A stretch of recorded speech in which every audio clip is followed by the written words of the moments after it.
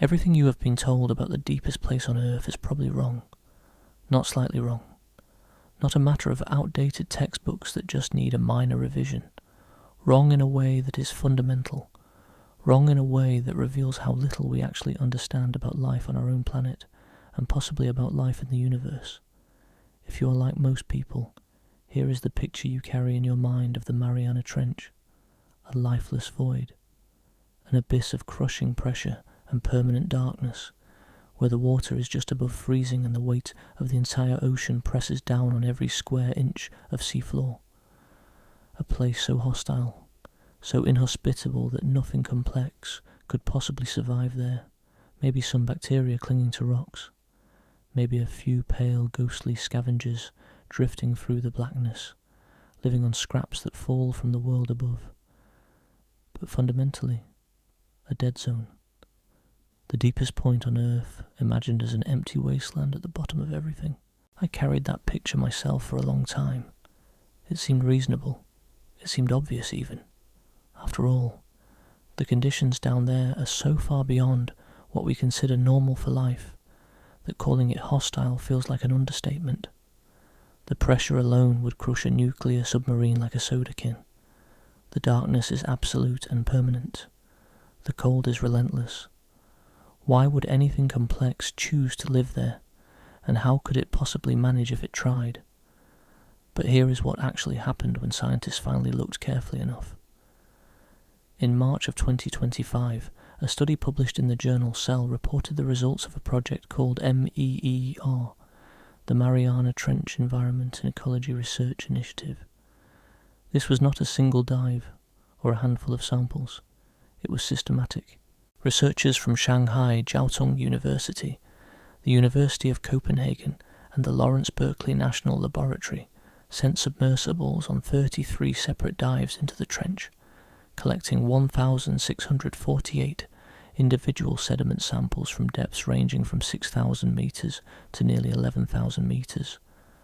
When they analysed what was living in those samples, they found over 7,000 species of microorganisms. And here is the part that stopped me when I first read it. Nearly 90% of those species, 89.4% to be precise, had never been documented before by science.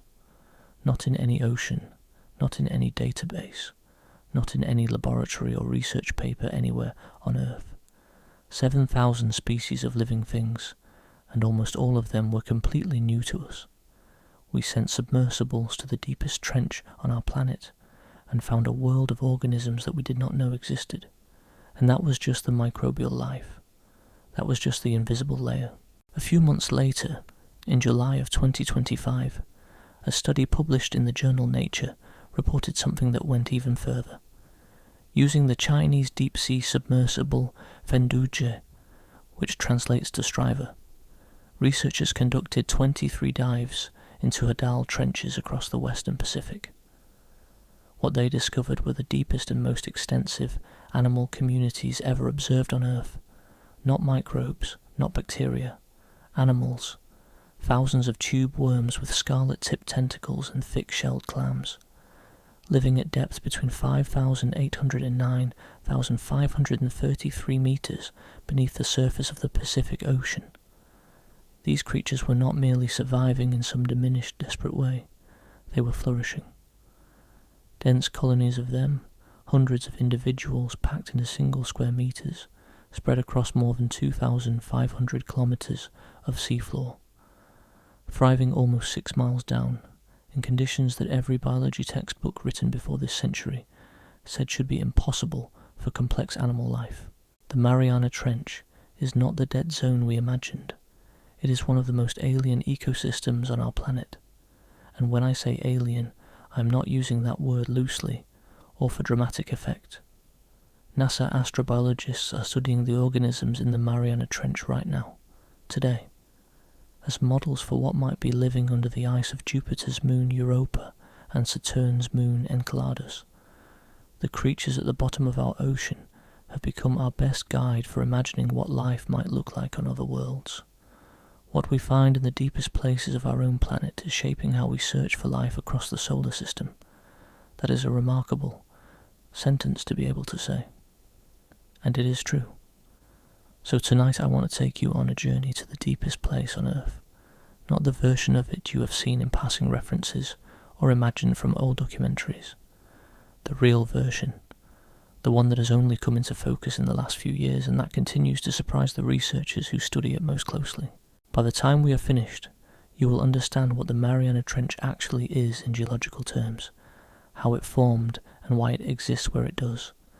You will understand why the popular picture of a lifeless abyss persisted for so long and why it was wrong. You will meet the creatures that live there, organisms so strange and so beautifully adapted that they challenge basic assumptions about what a living thing can be. A fish with holes in its skull, a single cell the size of a mango. Worms with no mouth and no stomach that feed on poison. You will learn how these organisms survive without sunlight, powered by a process that rewrites the textbook definition of what life requires. You will see why these discoveries matter far beyond our own ocean, and why they point us toward the possibility of life on other worlds right now, today, beneath ice we have not yet melted. And you will learn what the presence of human pollution at the deepest point on Earth tells us about our reach and our responsibility. This is a story about what lives at the bottom of everything, and about what finding it there means for the rest of the universe. But first, we need to understand the trench itself, what it is, where it is, how it got there. Because the geology is not just background information. The geology is the reason the life exists at all. The Mariana Trench sits in the western Pacific Ocean, east of the Mariana Islands, roughly halfway between Japan and Papua New Guinea. If you were to look at a map of the Pacific seafloor, you would see it as a long, curving scar in the ocean bottom, an arc-shaped depression stretching approximately 2,550 kilometers in length. That is roughly the distance from London to Moscow, or from New York to Denver. Its average width is about 69 kilometers, narrow relative to its length, like a scratch on the surface of the Earth that goes impossibly deep. At its deepest measured point, a spot called Challenger Deep, named after the HMS Challenger 2, which first sounded its depth in 1951, the seafloor drops to 10,984 meters below the surface of the ocean. That is 36,037 feet, nearly 11 kilometers, 36,037 feet, nearly 11 kilometers straight down. From the sunlit waves to the silent floor, I want to sit with that number for a moment, because it is easy to hear a measurement like 11,000 meters and move past it without feeling what it actually means. If you were to take Mount Everest, the tallest mountain on the surface of the Earth, at 8,849 meters, and place it at the bottom of the Mariana Trench, its summit would still sit more than 2,000 meters beneath the waves. More than a mile of water would still separate the top of the tallest mountain on the planet from the surface of the sea. The trench is deeper than Everest is tall, and not by a small margin. There is nowhere on the exposed surface of the Earth that is further from the sky than the bottom of Challenger Deep. Another way to think about it: commercial aircraft cruise at about 10 to 12,000 meters above sea level. The bottom of the Mariana Trench is approximately that same distance below sea level. If you have ever looked out an airplane window at cruising altitude and marvelled at how far away the ground seems, consider that the bottom of the trench is that same distance in the opposite direction, beneath an ocean of water instead of an atmosphere of air. And water, as you might recall, is roughly 800 times denser than air. Or think of it this way: if you stacked 6 Grand Canyons on top of each other rim to floor, you would just begin to approach the depth of Challenger Deep. 6 Grand Canyons. That is the scale we are talking about. The trench exists because of a process called subduction. The Earth's outer layer, the lithosphere, is broken into large tectonic plates that drift slowly across the planet's surface over geological time. These plates move at roughly the speed your fingernails grow, a few centimeters per year, which seems negligible until you remember that they have been moving for hundreds of millions of years. In the western Pacific, 2 of these plates meet. The Pacific Plate, which carries some of the oldest oceanic crust on Earth, rock that formed as far back as 170 million years ago during the Jurassic period, is slowly diving beneath the smaller Mariana Plate. This process, this slow motion collision, is called subduction, and it is happening right now, as it has been for tens of millions of years. As the Pacific Plate slides downward into the Earth's mantle, it bends the seafloor, dragging it down into a deep, narrow depression. That depression is the Mariana Trench. The trench is, in the simplest terms, the crease where one piece of the Earth's surface folds under another and descends into the interior of the planet. The age of the Pacific Plate matters here, and I want to explain why. Oceanic crust becomes cooler and denser as it ages. Young oceanic crust, freshly formed at a mid-ocean ridge where magma wells up from below, is warm and relatively buoyant. But as it moves away from the ridge over millions of years, it cools, it contracts, it becomes heavier. The crust diving into the Mariana Trench is ancient, among the oldest on Earth. It is cold, dense and heavy. It sinks more steeply and more deeply than younger, lighter crust would. This is a significant part of why the Mariana Trench reaches such extraordinary depths. The very age of the rock is pulling it further down than almost anywhere else on the planet's surface. The Mariana Trench sits within what oceanographers call the Hadal Zone, a term that applies to any ocean depth below approximately 6,000 meters. The name comes from Hades, the Greek god of the underworld, which gives you some sense of how the early ocean scientists felt about these depths when they first began to contemplate them. Hades, the realm of the dead. A fitting name, they must have thought, for a place where nothing could be alive. The Hadal Zone represents only about 1 to 2% of the global ocean floor by area, but within that small percentage lies some of the most extreme, most isolated, and as we are now learning, most biologically surprising territory on Earth. There are more than 30 individual Hadal trenches and troughs scattered across the world's oceans, each one separated from the others by vast expanses of shallower seafloor. This geographical isolation matters enormously, because it means that organisms living in one trench may have been evolving independently from organisms in another trench for millions of years. Each Hadal trench is, in a sense, its own evolutionary laboratory, a separate experiment running in the dark, on a timescale that makes human civilization look like a flash of lightning. The Mariana Trench is the deepest of all of them. It is the lowest natural point on the surface of the Earth, the closest you can get to the centre of the planet, while still standing, or floating, on the planet's solid surface. And here is something I find worth reflecting on, especially tonight, as we begin this journey together. We have known about the Mariana Trench since 1875, when the crew of the HMS Challenger, a British naval vessel that had been converted for scientific research, first measured its depth during a global surveying expedition that would last 3.5 years and cover nearly 70,000 nautical miles. They lowered a weighted sounding line into the Pacific and found the bottom at a depth that astonished them. That was 150 years ago. A century and a half of knowing this place existed, of knowing roughly how deep it was, of marking it on our maps and charts and globes as the deepest point on our world. And yet, for most of that time we assumed it was essentially empty, a geological curiosity, not a place worth sending people to study, not a place worth sending people to study the life there, because the assumption, the deeply held and seemingly reasonable assumption, was that there was very little life to study.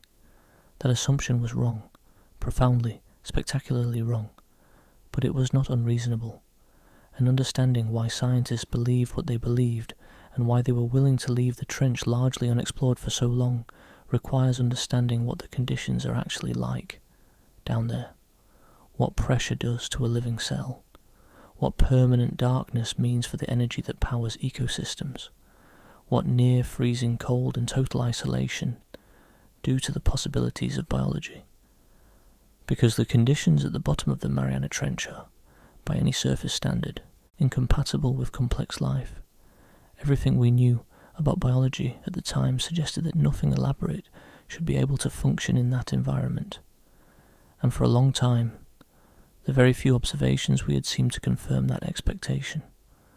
The trench looked dead because we expected it to be dead, and because we had not yet looked closely enough to see that it was teeming with life. The story of how that expectation fell apart is one of the most quietly astonishing stories in modern science. It did not happen with a single dramatic discovery or a front-page headline. It happened gradually, over decades. As submersibles went deeper, instruments became more sensitive, and researchers started looking not just for what they expected to find, but for what was actually there. And what was actually there turned out to be far stranger, far more complex, and far more beautiful than anyone had imagined. So let us go deeper. Let us descend together, past the sunlit surface waters where dolphins swim and plankton bloom, past the fading blue of the twilight zone where the last dim light filters down like memory, past the midnight zone where the darkness becomes total and permanent, past the abyssal plains where the water is cold and ancient and still, and down into the Hadal zone itself, into the Mariana Trench, into the deepest, darkest, most pressurized environment that life has ever been found inhabiting on this planet. What we find there will, I think, change how you think about what it means to be alive, to understand why the Mariana Trench was considered lifeless for so long, and to appreciate just how remarkable the recent discoveries are. You need to understand the conditions that exist at the bottom, not as abstract numbers on a page, but as physical realities, forces that act on every molecule, every membrane, every protein in every cell of every organism that dares to live there. Let us start with pressure, because pressure is the defining challenge of the deep ocean, and because the pressures at the bottom of the Mariana Trench are so extreme that they are genuinely difficult to comprehend from the comfort of the surface. At sea level, where you and I live, the atmosphere presses down on us with a force of about 14.7 pounds per square inch. We call this one atmosphere of pressure. We do not feel it because our bodies evolved under it, and our internal pressure pushes outward with an equal force. It is the baseline of our existence, invisible and unfelt. For every 10 meters you descend into the ocean, the pressure increases by 1 additional atmosphere. At 10 meters deep, the depth of a typical swimming pool, you experience 2 atmospheres of pressure. At 100 meters, roughly the maximum depth for recreational scuba diving, the pressure is about 11 atmospheres. Already, at that depth, the air in your lungs has been compressed to a fraction of its surface volume, and the nitrogen in your blood is beginning to behave in ways that can injure or kill you if you are not careful. Now multiply that by a factor of 100. At the bottom of the Mariana Trench, the pressure reaches approximately 1,099 atmospheres. That is roughly 16,000 pounds per square inch, more than 8 tons pressing on every square inch of surface. To put that in perspective, imagine the entire weight of the Eiffel Tower, all 7,000 metric tons of it, balanced on the tip of your big toe. That is approximately the force being exerted on every square inch of a creature's body at the bottom of Challenger Deep. I had to sit with that comparison for a while before it meant something to me. The Eiffel Tower on my toe, on every square inch, not just the outside of the body, but on every cell membrane, every strand of DNA, every protein molecule trying to fold itself into the correct shape to do its job. Because that is what pressure does to biology. And this is the part that makes the existence of complex life at these depths so confounding. Proteins, the molecular machines that carry out essentially every function in a living cell, work because they fold into specific 3-dimensional shapes. Each protein is a long chain of amino acids that twists and coils into a precise structure, and that structure determines what the protein does. An enzyme that breaks down food has one shape. A protein that forms part of a cell membrane has another. A protein that carries oxygen through blood has yet another. The shape is the function. At extreme pressures, these shapes are disrupted. The force squeezes proteins into configurations they were not designed for. Enzymes lose their ability to catalyze reactions. Membrane proteins warp, and the membranes they are embedded in become rigid, losing the fluid flexibility that allows cells to take in nutrients, expel waste, and communicate with their neighbours. At 1,000 atmospheres, the molecular machinery of life as we understand it from surface biology should not work. The pressures literally deform the tools that cells use to stay alive. This is not a theoretical concern. This is physical chemistry.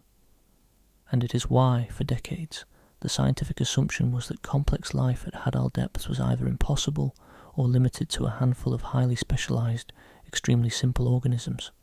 Now let us talk about darkness, because the darkness in the Mariana Trench is a different kind of challenge, and in some ways an even more profound one than the pressure.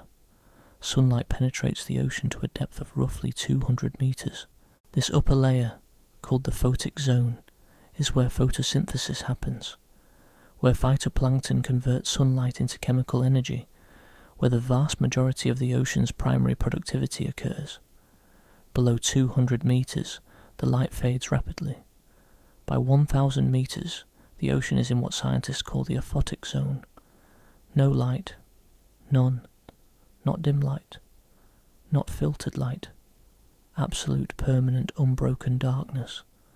The bottom of the Mariana Trench is nearly 11,000 meters below the surface. It sits 9,000 meters below the point where the last trace of sunlight vanishes. No photon from our sun has ever reached it. No photon from our sun ever will. The darkness there is not like nighttime on the surface, where the moon and stars and distant cities provide at least a faint ambient glow. It is not like a dark room where your eyes eventually adjust. It is a darkness that is complete and permanent, and has existed for as long as the trench itself, which is to say for millions upon millions of years. This matters for a reason that goes beyond visibility. On the surface of the Earth and in the upper ocean, nearly all life depends ultimately on photosynthesis. Sunlight powers plants and phytoplankton, which produce organic molecules from carbon dioxide and water. Those organic molecules become food for herbivores, which become food for predators, and so on up the chain. Remove the sun from this equation and the entire system collapses. Every food web you can think of, every ecosystem you have ever seen in a nature documentary, every forest and grassland and coral reef, all of it traces back to the energy of sunlight captured by photosynthetic organisms. At the bottom of the Mariana Trench, that energy source does not exist. It cannot exist. Photosynthesis is physically impossible, which means that if life is going to sustain itself down there, it must find a completely different source of energy, not a variation on photosynthesis, not a workaround, a fundamentally different way of powering biology from the ground up. When I first understood the full implications of this, I remember thinking that it was a bit like being told that somewhere on Earth there is an entire city that runs without electricity and without fire. Not a primitive settlement, a city, with infrastructure and supply chains and a functioning economy, running on some energy source that the rest of civilization has never used and barely understands. That is in essence what the deep trench ecosystems represent, a parallel biological civilization running on alien fuel. But I'm getting ahead of myself. We will return to that fuel source later, because it is one of the most extraordinary things about the trench, and it connects directly to the search for life on other worlds. For now, let us add the third condition, temperature. The water at the bottom of the Mariana Trench hovers between 1 and 4 degrees Celsius, that is 34 to 39 degrees Fahrenheit, just above freezing, cold enough that biochemical reactions, which are already being disrupted by the immense pressure, slow even further. Metabolism, the sum total of all the chemical reactions that keep an organism alive, becomes a sluggish affair. Everything happens more slowly. Everything requires more effort. The molecular machines that are already being squeezed out of shape by the pressure must now also operate in conditions that make them move more slowly and less efficiently. And there is one more factor that is easy to overlook, but that matters more than you might expect. Isolation. The Hadal trenches are not connected to each other. Each one sits in its own region of the ocean floor, separated from the nearest neighbouring trench by hundreds or thousands of kilometres of shallower seafloor. Organisms that evolve in the Mariana Trench cannot easily migrate to the Tonga Trench or the Kermadec Trench or the Philippine Trench. The geography of the deep ocean floor acts as a series of barriers, isolating populations in the same way that mountain ranges and deserts isolate populations on land. This means that evolution in the Hadal zone proceeds independently in each trench, producing organisms that may be related to those in other trenches, but that have been diverging for millions of years. The deep trenches are, in evolutionary terms, islands, dark, cold, high-pressure islands at the bottom of the sea, each running its own separate experiment in what life can become under extreme conditions. And when you combine all of these factors, pressure that deforms proteins, darkness that eliminates photosynthesis, cold that slows metabolism, and isolation that prevents gene flow, you begin to understand why, for most of the 20th century, the scientific consensus was that the Hadal zone was essentially a biological desert. Perhaps some hardy bacteria adapted to the pressure through mechanisms we did not yet understand. Perhaps some amphipods, tiny crustaceans scavenging on organic particles that drifted down from the productive waters far above. But nothing complex, nothing diverse, nothing that could be called an ecosystem in any meaningful sense of the word. This was the view, and it held for a very long time, not because scientists were careless or unimaginative, but because the evidence available to them seemed to support it, and because going to look for yourself was extraordinarily difficult and expensive. Consider the history. The Mariana Trench was first identified in 1875 during the Challenger expedition, but the first human beings did not reach the bottom of Challenger Deep until January 23rd, 1960, 85 years later. On that date, the Swiss oceanographer Jacques Piccard and the United States Navy Lieutenant Don Walsh descended in the Barfiskaf Trieste, a vessel that was essentially a steel sphere attached to a large float filled with gasoline for buoyancy. The dive took nearly 5 hours. They spent approximately 20 minutes on the bottom before a cracked outer window forced them to begin their ascent. In those 20 minutes, through a small porthole fogged by the temperature difference between the cabin and the water outside, they reported seeing a flat-looking fish and some small organisms on the seafloor. That was the extent of the observation. 20 minutes through a foggy window in 1960. After Piccard and Walsh, no human being returned to the bottom of Challenger Deep for 52 years. In 2012, the filmmaker James Cameron made the first solo descent in a vessel called the Deep Sea Challenger. Cameron reached a depth of 10,908 meters and spent several hours on the bottom, collecting samples and filming with high-definition cameras. His description of the environment was vivid and, at the time, seemed to confirm the conventional picture. He called it desolate. He called it alien. He described the sediment as soft and featureless, the water as still, the visible life as sparse. At Challenger Deep itself, the very deepest point, there did not appear to be much to see. But Cameron's dive, despite its limitations, represented something important. It proved that we could get there, stay there, and bring back samples.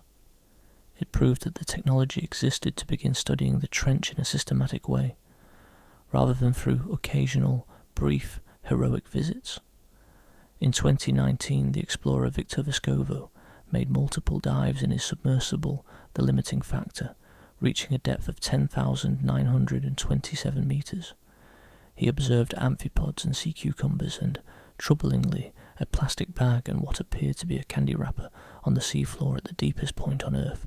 We will return to what that plastic means later. But the real change, the transformation in our understanding, came with the Chinese submersible Fenduje, which entered service in 2020 and began systematic exploration of the Hadal zone with a frequency and thoroughness that had never been attempted before. Between 2020 and 2024, the Fenduje made more than 30 dives to Hadal depths. On those dives, researchers collected 1,648 sediment samples. They deployed cameras and instruments. They observed the seafloor not through a foggy porthole for 20 minutes, but with modern technology over the course of years. And what they found changed everything. The results began emerging in 2025, first in the cell study I mentioned earlier, then in the nature study that followed. And those results did not merely adjust the existing picture of the Hadal Zone, they replaced it. What had been assumed to be a biological desert turned out to be a biological frontier. What had been imagined as empty turned out to be teeming. What had been dismissed as uninhabitable turned out to be home to thousands of species, the vast majority of which we had never seen before. The conditions at the bottom of the Mariana Trench are every bit as extreme as scientists believed. The pressure is real, the darkness is real, the cold is real. None of that was wrong. What was wrong was the conclusion drawn from those conditions, the assumption that extremity equals absence, the belief that because we could not imagine how complex life would function under those conditions, complex life must not exist there. Life, as it turns out, is far more creative than our imagination. And now, having descended through the layers of the ocean and arrived at the conditions that define the Hadal Zone, we are ready to meet the organisms that live there, the creatures that looked at 1,000 atmospheres of pressure and total darkness and near-freezing temperatures and found a way. Not merely a way to survive, clinging to existence at the margins of what is possible, but a way to flourish, to build communities, to create ecosystems that run on rules the surface world has never seen. Let me introduce you to the inhabitants of the deep. They are some of the strangest, most beautifully adapted organisms that have ever existed on this planet. And their story begins with a fish that has holes in its skull. I want to pause here and think about what those expeditions must have been like, because the experience of descending to the bottom of the Mariana Trench is unlike any other experience available to a human being, and understanding it helps us understand both why we learned so little for so long, and why the recent discoveries were so surprising. When Jacques Picard and Don Walsh descended in the Trieste in 1960, they sat inside a steel sphere approximately 2 meters in diameter. The walls of the sphere were 12.5 centimeters thick, forged from high-grade steel designed to withstand the crushing pressure of the deep ocean. The sphere was attached to a large float filled with gasoline, which is lighter than water and provided the buoyancy needed to return to the surface. There were no manipulator arms, no advanced cameras, no sampling equipment to speak of. There was a small porthole through which they could observe the seafloor, and the view through that porthole was limited by the murky water stirred up by their landing, and by the condensation that formed on the inside of the glass from the temperature difference between the heated cabin and the near-freezing water outside. They spent 20 minutes on the bottom, 20 minutes after 85 years of knowing the trench existed, and what they saw through that foggy porthole was understandably not very much, a flatfish of some kind, which they were reported but which has never been conclusively identified. Some marks in the sediment that might have been biological, a general impression of a flat, featureless, silent landscape. It is difficult to overstate how limited that observation was, and how heavily the scientific community relied on it. For decades, Picard and Walsh's brief visit was the primary first-hand account of conditions at the bottom of the Mariana Trench. Their observation that visible life was sparse was extrapolated into a general conclusion about the biological poverty of the Hadal Zone. And because nobody returned for 52 years, there was no new evidence to challenge that conclusion. When James Cameron descended in 2012, he had vastly better technology. High-definition cameras, powerful lighting systems, a robotic sampling arm. He spent several hours on the bottom, far longer than Picard and Walsh, and he covered more ground. But even Cameron's expedition, as sophisticated as it was constrained. His vessel, the Deep-Sea Challenger, was designed for a single pilot. The sampling capability was limited. The area he could explore on a single dive was a tiny fraction of the vast trench floor, and Cameron's impressions, while more detailed than those of Pickard and Walsh, reinforced the existing narrative. He described the bottom as desolate. He used the word alien, not to suggest the presence of life, but to describe the emptiness, the otherness, the feeling of being in a place that was fundamentally hostile to everything he knew as a living being. At Challenger Deep itself, the very deepest point, the visible life was indeed sparse. A few amphipods, some bacterial mats, not the bustling ecosystem that the 2025 studies would later reveal in other parts of the trench system. This is an important distinction, and one that helps explain the discrepancy between earlier observations and recent discoveries. Challenger Deep, the deepest single point in the trench, is not necessarily representative of the trench as a whole. It is one location. The Mariana Trench stretches for 2,550 kilometres, and the chemosynthetic communities discovered in 2025 were found not at the absolute deepest point, but across a wide range of depths and locations throughout the trench system. Previous expeditions had been focused on reaching the bottom, on setting depth records, on proving that the technology could get there. The systematic wide-ranging biological surveys that the Fendouge conducted were a fundamentally different kind of exploration. Not a sprint to the deepest point, but a patient, methodical mapping of what lived across the entire Hadal zone. That shift in approach, from record-setting to systematic science, is what made the 2025 discoveries possible, and it illustrates a broader truth about exploration. Sometimes the most important discoveries come not from going to the most extreme point, but from looking carefully at everything between here and there. The Fendouges campaign was remarkable in its scope. More than 30 dives over several years, systematic collection of sediment samples at multiple depths and locations, deployment of cameras and instruments designed not to impress but to measure, to catalogue, to record. It was the unglamorous work of science, repeated over and over, accumulating data dive by dive, sample by sample. And it was this unglamorous, systematic, patient work that revealed what the heroic dives had missed, not because the previous explorers were not looking, but because they were looking in one place, briefly, with the instruments they had. There is a lesson in that too, and it echoes the broader theme of this story. Sometimes what we think we know about a place is an artifact of how we have looked at it, not a property of the place itself. Look briefly through a foggy porthole and the trench appears desolate.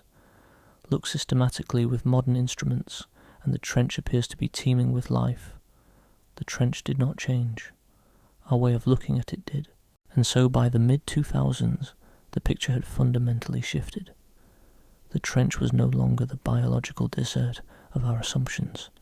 It was a frontier, a place where new life forms were being discovered with every dive, where established biological rules were being broken with every genome sequenced, where the very definition of what it means to be alive was being expanded by organisms that had been quietly evolving in the dark for far longer than our species has existed. The Hadal snailfish does not look like what you would expect the deepest living fish on Earth to look like. If you are imagining something monstrous, something with bioluminescent lures and rows of needle-sharp teeth, something pulled from a nightmare, I should correct that picture now. The Hadal snailfish, whose scientific name is Pseudoliparis suirae, is about the size of a cigar. It is pale, almost translucent, with a soft tadpole-shaped body and a face that, if we are being honest, looks more bewildered than frightening. You can see its liver through its skin. You can see the outlines of its internal organs, faintly visible through the unpigmented tissue of its body, like light through a paper lantern. It is small and it is fragile-looking, and it lives deeper than any other fish ever formally described by science, below 8,000 meters, more than 5 miles beneath the surface of the Pacific Ocean, in permanent darkness, near freezing cold and pressure that would crush a military submarine. The Hadal snailfish was first formally described in 2014 based on specimens collected from the Mariana Trench. Since then, its genome has been sequenced and studied in remarkable detail, and what researchers found in that genome is, I think, one of the most fascinating stories in modern biology. Because the snailfish did not simply endure the conditions of the deep trench, it rebuilt itself for them. From the bones out. Let me explain what I mean. In almost every vertebrate you have ever seen, from fish to frogs to birds to mammals, the skeleton is made of bone. Bone is hard. Bone is rigid. Bone provides structure and protection and leverage for muscles. This is so fundamental to vertebrate biology that we define ourselves by it. We are vertebrates. We have backbones. We have skulls. The Hadal snailfish has a skull, but it is not fully closed. There are gaps in it, spaces where the bone simply stops, leaving openings between the plates of the cranium. In a surface fish, or in you or me, an incomplete skull would be a fatal birth defect. But in the Hadal zone, at 1,000 atmospheres of pressure, an incomplete skull is an adaptation. A closed, rigid skull at these depths would experience a devastating pressure differential between the inside and outside surfaces.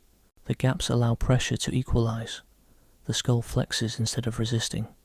It gives instead of breaking. And this is not an accident or a developmental abnormality.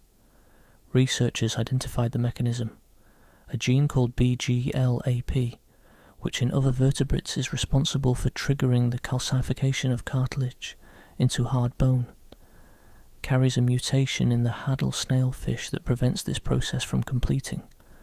The cartilage in its skeleton never fully hardens. Its bones remain soft and flexible, more like the cartilage in your ear than the bone in your leg. An entire skeletal system redesigned at the genetic level, so that it bends under pressure rather than shattering. When I first learned about this, I spent a long time thinking about what it means in evolutionary terms. Somewhere in the deep past, an ancestor of this fish lived in shallower water with a perfectly normal skeleton. Over millions of years, as populations moved deeper, individuals with slightly softer bones, slightly more flexible skulls, slightly more gaps in their cranial plates, survived better than those with rigid skeletons. Generation after generation, the pressure selected for flexibility. And after approximately 20 million years of this process, 20 million years of slow, patient, inch-by-inch descent into deeper water and higher pressure, the result is an animal whose skeleton is fundamentally different from that of any surface vertebrate, not weaker, redesigned. There is more. The snailfish has lost multiple photoreceptor genes. In species that live where light exists, these genes encode the proteins that detect photons and translate them into neural signals, allowing the animal to see. In the Hadal snailfish, these genes have been degraded or deleted entirely. The fish is functionally blind, and this makes perfect sense. In permanent darkness, at depths where no photon of sunlight has ever penetrated, there is no evolutionary advantage to maintaining the complex and metabolically expensive machinery of vision. The genes were abandoned, discarded as unnecessary. Evolution, which is famously economical, eliminated what was no longer useful, but while the snailfish lost its vision, it gained something else. Its cell membranes had been chemically modified to remain fluid under immense pressure. In a surface fish, the lipids that make up cell membranes would become rigid at Hadal pressures, turning the flexible boundary of each cell into something more like a wall, preventing the cell from absorbing nutrients, releasing waste, or communicating with neighbouring cells. The snailfish has evolved membranes with a different lipid composition, incorporating unsaturated fatty acids that resist compression and maintain flexibility even at 1,000 atmospheres. And its cells are flooded with a molecule called TMAO, trimethylamine N oxide. This is the molecule that gives deep-sea fish their faintly fishy smell, but its real function is far more interesting than its scent. TMAO stabilizes proteins under pressure. Remember that pressure deforms proteins. squeezing them out of the precise shapes they need to function. TMAO acts as a chemical counterweight, pressing back against the pressure and helping proteins maintain their correct three-dimensional structure. The deeper a fish lives, the more TMAO its cells contain. In the Hadal snailfish, the concentrations are among the highest ever measured. This animal is a masterpiece of adaptation. Every system in its body has been retuned at the molecular level for an environment that should be impossible. Soft bones, open skull, blind eyes, flexible membranes, chemical protein stabilizers. 20 million years of evolution solving one problem after another, one depth at a time. And this small, translucent, bewildered-looking fish is the apex predator of the Hadal food web. It feeds on amphipods, consuming them by the hundreds. At the bottom of the deepest ocean, the top of the food chain is held by something that weighs less than a banana and looks like it might dissolve if you held it in your hand. I find that beautiful, and I find it humbling. But the snailfish is not the strangest thing living in the Mariana Trench. That distinction, if we must award it, might belong to the Xenophyophores. Xenophyophores are single-celled organisms, one cell. That is important to understand before I tell you the next fact. They are single cells that can grow to 10 or 20 centimetres across, the size of a mango. Some specimens have been measured at nearly 30 centimetres, almost a foot wide, a single cell, the size of a dinner plate. In 2011, researchers from the Scripps Institution of Oceanography, using an untethered free-falling camera system called a drop cam, photographed Xenophyophores at a depth of 10,641 metres in the Serena Deep, a section of the Mariana Trench. At the time, this was the deepest confirmed sighting of these organisms.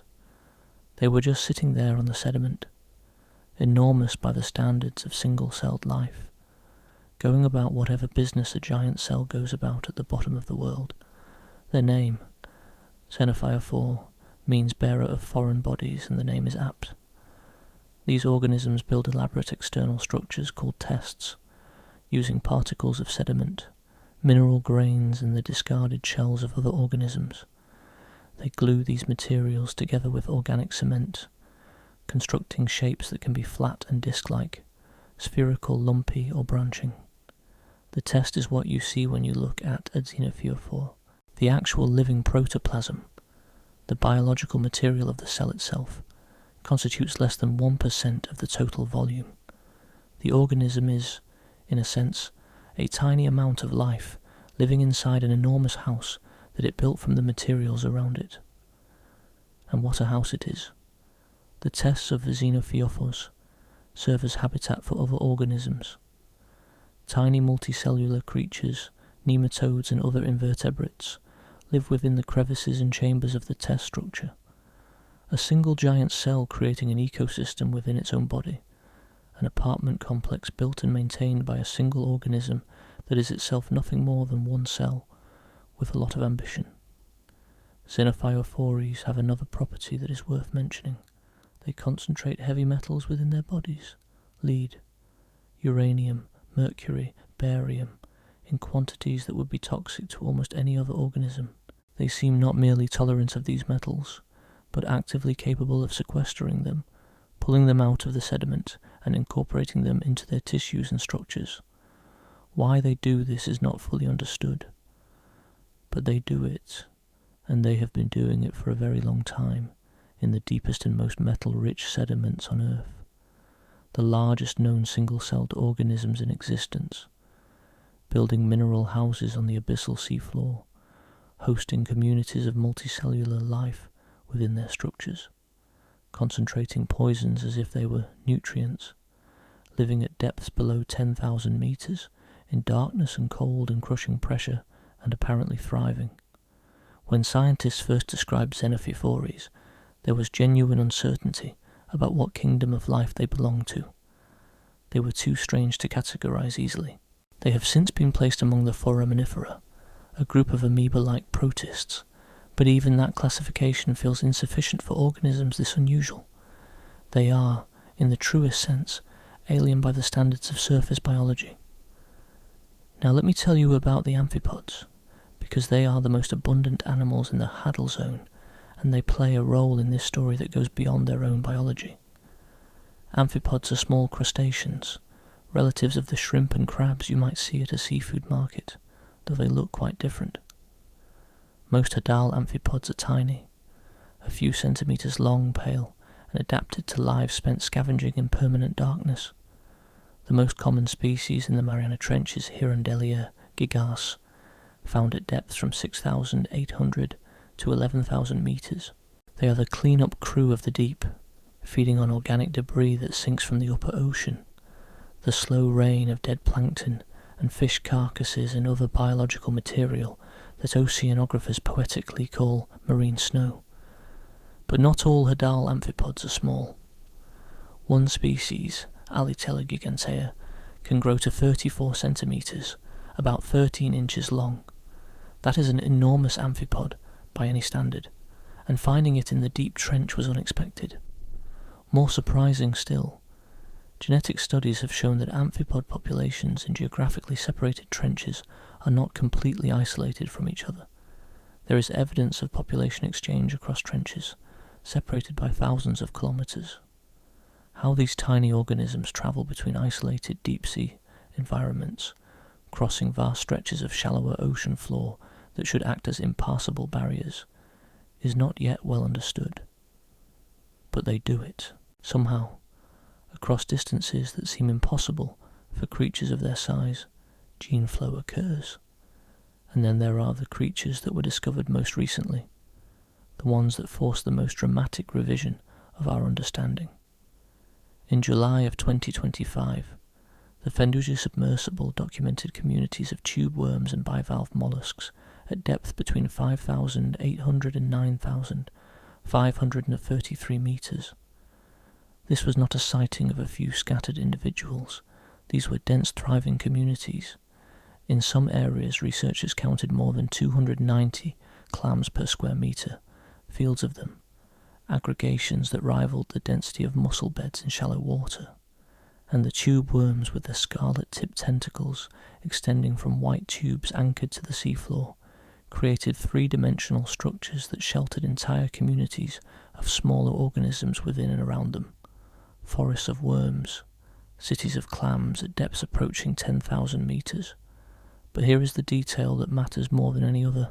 These tube worms have no mouth, they have no stomach, they have no digestive system of any kind. As adults, they are physically incapable of eating. They survive through a partnership with bacteria that live inside their bodies. The bacteria are chemosynthetic, meaning they derive energy not from sunlight, but from chemical reactions involving hydrogen sulfide, methane, and other inorganic compounds that seep from the seafloor. The tube worm provides the bacteria with a home and access to the chemicals they need. The bacteria in return convert those chemicals into organic molecules that feed the worm. It is a symbiosis so complete that the worm has abandoned its own ability to eat. It has outsourced its entire nutritional needs to microscopic organisms living inside its tissues. This is where the story of the Mariana Trench converges on something much larger than any single species or adaptation. This is where it becomes a story about the fundamental nature of life itself. Chemosynthesis. I mentioned the word earlier, but now we need to sit with it, because understanding chemosynthesis is the key to understanding why the Mariana Trench matters beyond its own borders. On the surface of the Earth and in the upper ocean, life is powered by photosynthesis. Sunlight hits a chlorophyll molecule in a plant or a phytoplankton cell, and that energy is used to split water molecules and combine the resulting hydrogen with carbon dioxide to produce sugars.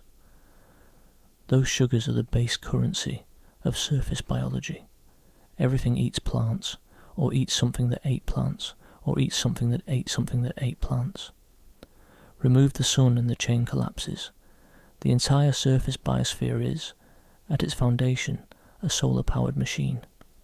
In the Hadal Zone, sunlight does not exist. Photosynthesis cannot occur. There are no plants, no phytoplankton, no chlorophyll, and yet life is there, complex and abundant and thriving. The energy comes from the Earth itself. Deep beneath the seafloor, geological processes produce chemicals, hydrogen sulfide, methane, molecular hydrogen that contain energy in their chemical bonds. These chemicals seep upward through cracks and fissures in the ocean crust, entering the water near the seafloor. Chemosynthetic microorganisms, bacteria and archaea, capture these chemicals and use them as an energy source, oxidizing them in reactions that release energy the organisms can use to build organic molecules from carbon dioxide. This is chemosynthesis, the same basic logic as photosynthesis, capturing energy and using it to build the molecules of life, but with chemicals instead of sunlight as the starting fuel. And here is something that the 2025 Nature study revealed that makes this story even more remarkable. The researchers found compelling evidence that the methane sustaining the deep trench ecosystems was not primarily of geological origin. It was not being produced by heat and pressure cracking organic molecules deep in the crust. Instead, it was being produced by microorganisms. Methanogens, ancient archaea living in the sediments themselves, were generating the methane that the tube worms, symbionts and other chemosynthetic organisms were using as fuel. Read that again slowly. The fuel that powers the ecosystem is being produced by organisms within the ecosystem. Biology is generating its own energy source. The microbes make the methane. Other microbes and symbiotic bacteria use the methane. The animals host the bacteria. The animals die and their organic material feeds the microbes. The cycle closes. This is a self-sustaining biological system that does not depend on the sun. If you could somehow cut the Mariana Trench off from the rest of the ocean, seal it in a box with no connection to the surface, the chemosynthetic communities would continue to function. They would go on living, feeding, reproducing, evolving, completely independent of solar energy, completely independent of photosynthesis, powered by the chemistry of the planet itself. When I first understood the full scope of this, I had to step back and think about what it means, not just for the Mariana Trench but for biology in general. For centuries, the working definition of life's requirements centered on sunlight. You need light to power photosynthesis. You need photosynthesis to produce organic molecules. You need organic molecules to feed organisms. This is how biology works. This is how it has always worked, except that is not true. That is how surface biology works. And surface biology, it turns out, is not the only kind there is. The first hint came in 1977, when researchers in the submersible Alvin discovered hydrothermal vents on the Galapagos Rift in the Pacific Ocean. At those vents, superheated water laden with dissolved minerals spewed from the seafloor, and around those vents in total darkness at a depth of 2,500 meters, they found thriving communities of giant tube worms, clams, shrimp, and crabs. It was the first time scientists had ever seen a complex ecosystem that was not powered by sunlight. The discovery was so unexpected that the researchers on the Alvin initially doubted their own instruments, but the hydrothermal vent ecosystems, as remarkable as they were, existed in a specific context. They were tied to volcanic activity, to the heat of the Earth's interior leaking out at mid-ocean ridges. They were dramatic and localized, like oases in a desert, dependent on the geological fireworks of underwater volcanism. What the 2025 discoveries in the Mariana Trench showed was something different.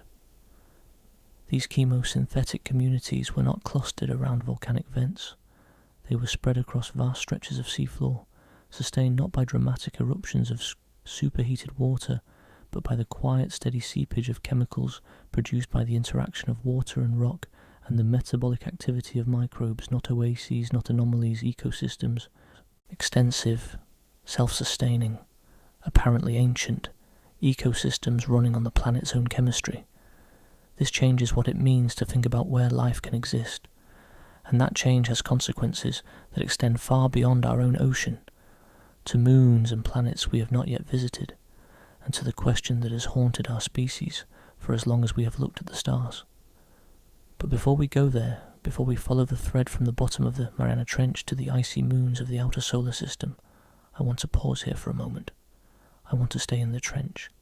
Think about the process called serpentinization, because it is the geological engine that makes all of this possible, and because it is not unique to Earth. Serpentinization occurs when a mineral called olivine, which is abundant in the Earth's upper mantle, comes into contact with water. The reaction transforms the olivine into a new mineral called serpentinite, and in the process it produces molecular hydrogen and methane. These are the chemicals that chemosynthetic organisms use as fuel. The reaction is exothermic, meaning it releases heat, and it occurs spontaneously whenever the right rock meets the right water at the right temperature and pressure. In the Mariana Trench, subduction brings mantle rock into contact with seawater that infiltrates the crust along faults and fractures. The conditions for serpentinization are met. Hydrogen and methane are produced. Microbes capture these molecules and use them as energy.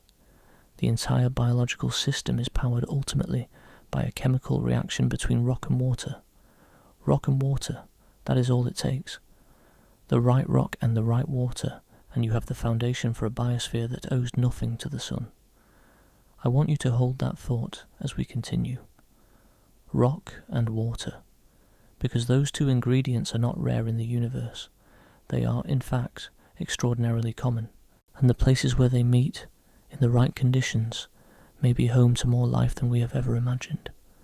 But for now, let us remain here, in the dark, at the bottom of our own ocean, in the company of creatures that should not exist but do.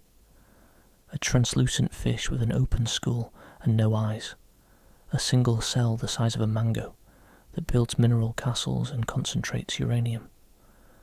Worms with no mouth that feed on poison through bacterial partners embedded in their flesh. Ecosystems that run on methane, made by microbes in the sediment, independent of the sun, sustained by the chemistry of rock and water. This is what lives at the bottom of everything, and it has been here, quietly, for millions of years, while we on the surface assumed that nothing was there. I want to slow down here and make sure this point about chemosynthesis truly lands, because I think it is the single most important idea in this entire story, and it is easy to hear the word and move past it without understanding what it really means. For all of human history, we have understood life as something that depends on the sun. This understanding is so deep, so embedded in our thinking that it barely registers as an assumption. It feels like a fact of nature. Plants need sunlight. Animals eat plants. Everything traces back to the sun. This is how the world works. This is how life works. Even religious and mythological traditions across cultures have placed the sun at the centre of life, and they were not wrong to do so. On the surface of the earth, the sun is indeed the ultimate source of almost all biological energy. Now consider what it means to find an entire ecosystem, a complex, thriving, self-sustaining ecosystem with multiple trophic levels, predators and prey, symbiosis and competition.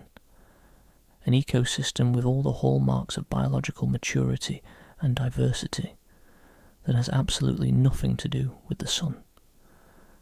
That derives 0% of its energy from solar radiation, that exists in a place where solar radiation has never reached and never will reach, that could continue to exist and function even if the sun ceased to shine.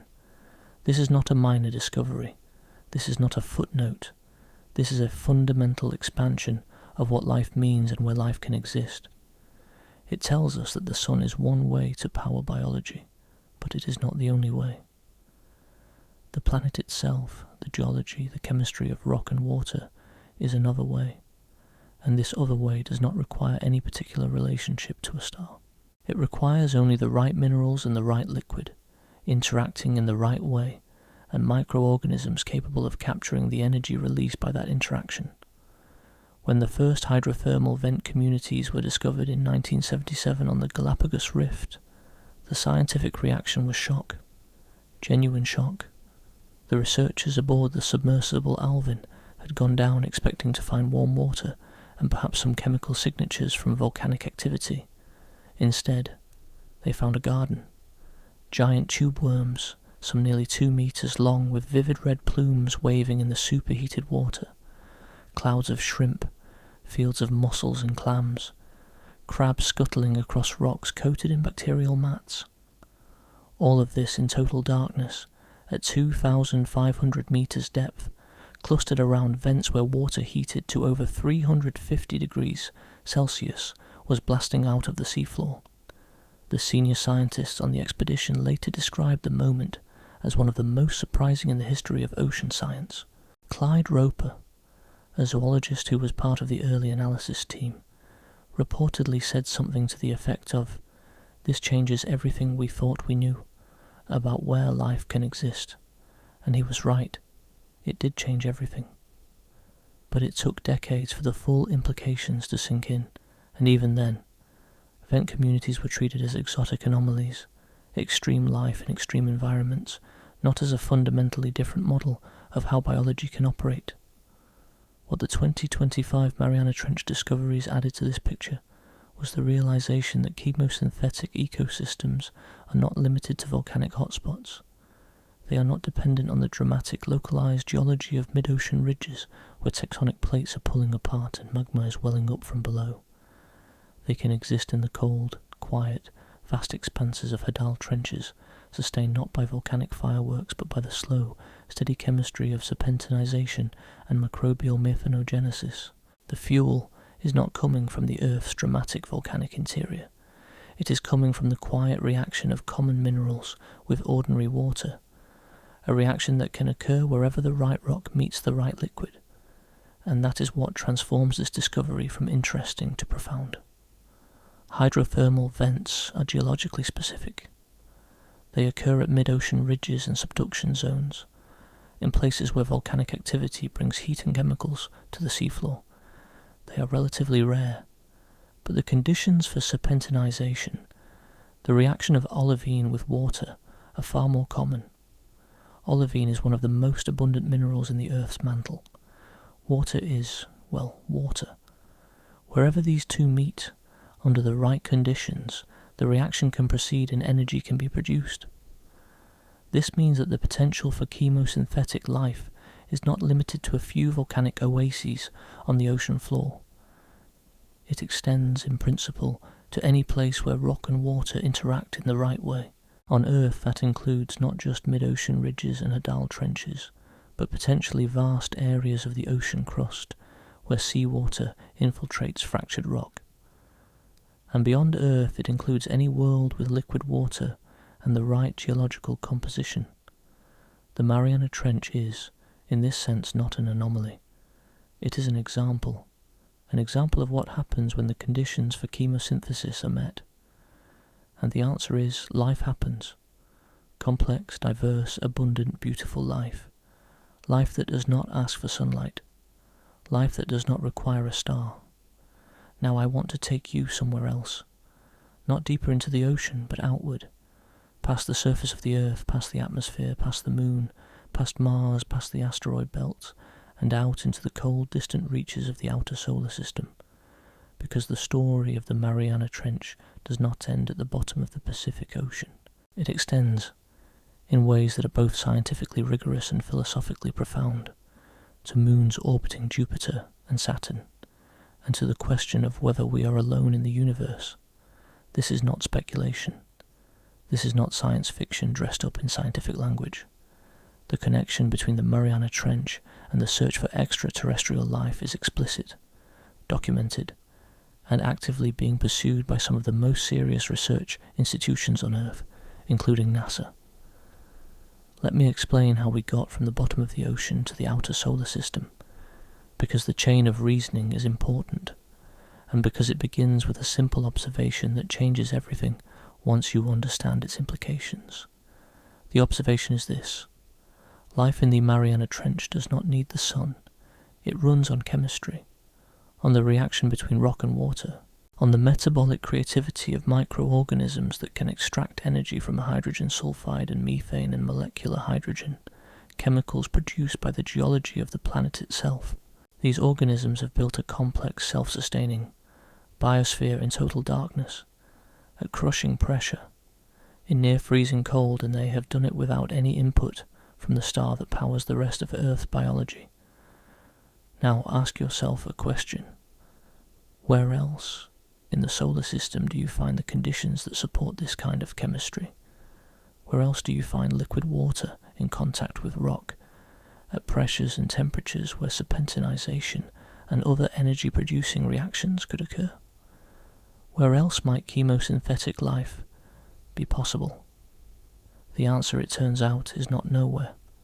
The answer is in several places, and two of them have been studied closely enough that scientists can speak about them with real specificity. The first is Europa, the fourth largest moon of Jupiter. Europa is roughly the size of our own moon, a little smaller. From the outside it looks like a cracked egg.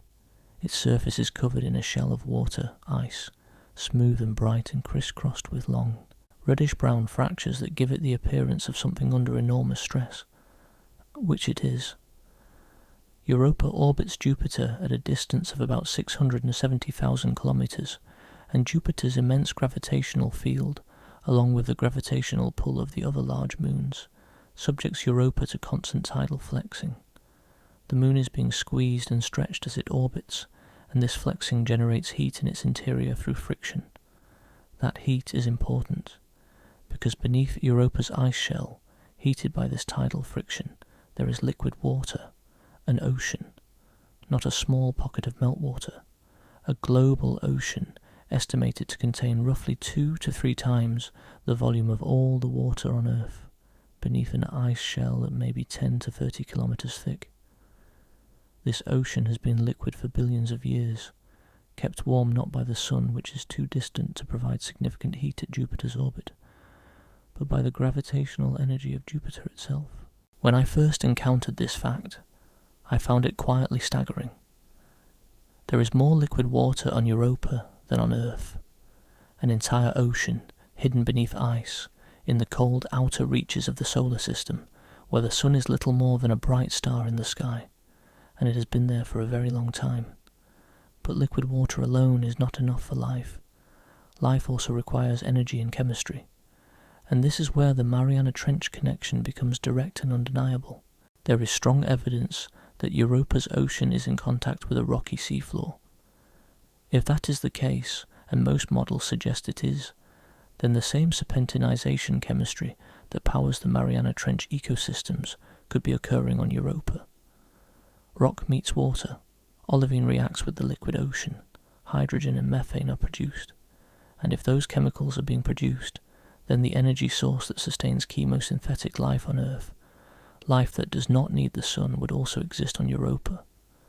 The conditions at the bottom of Europa's ocean would be remarkably similar to the conditions in the Mariana Trench. High pressure from the weight of the ocean and the ice above it. Total darkness, since the ice shell blocks all sunlight.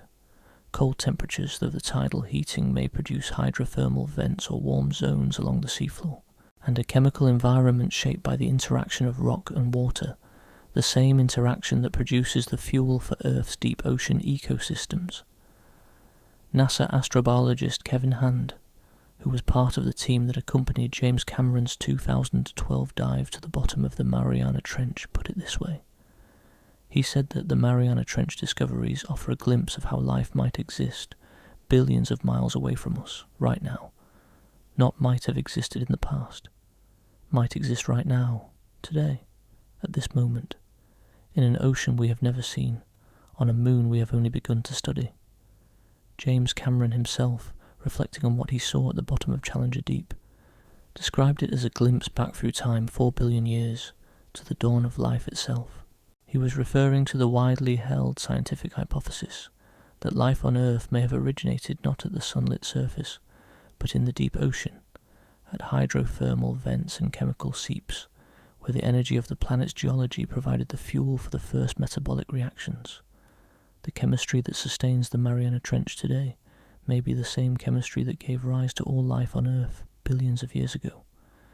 If that hypothesis is correct, then life does not begin with sunlight. Life begins with rock and water and chemistry.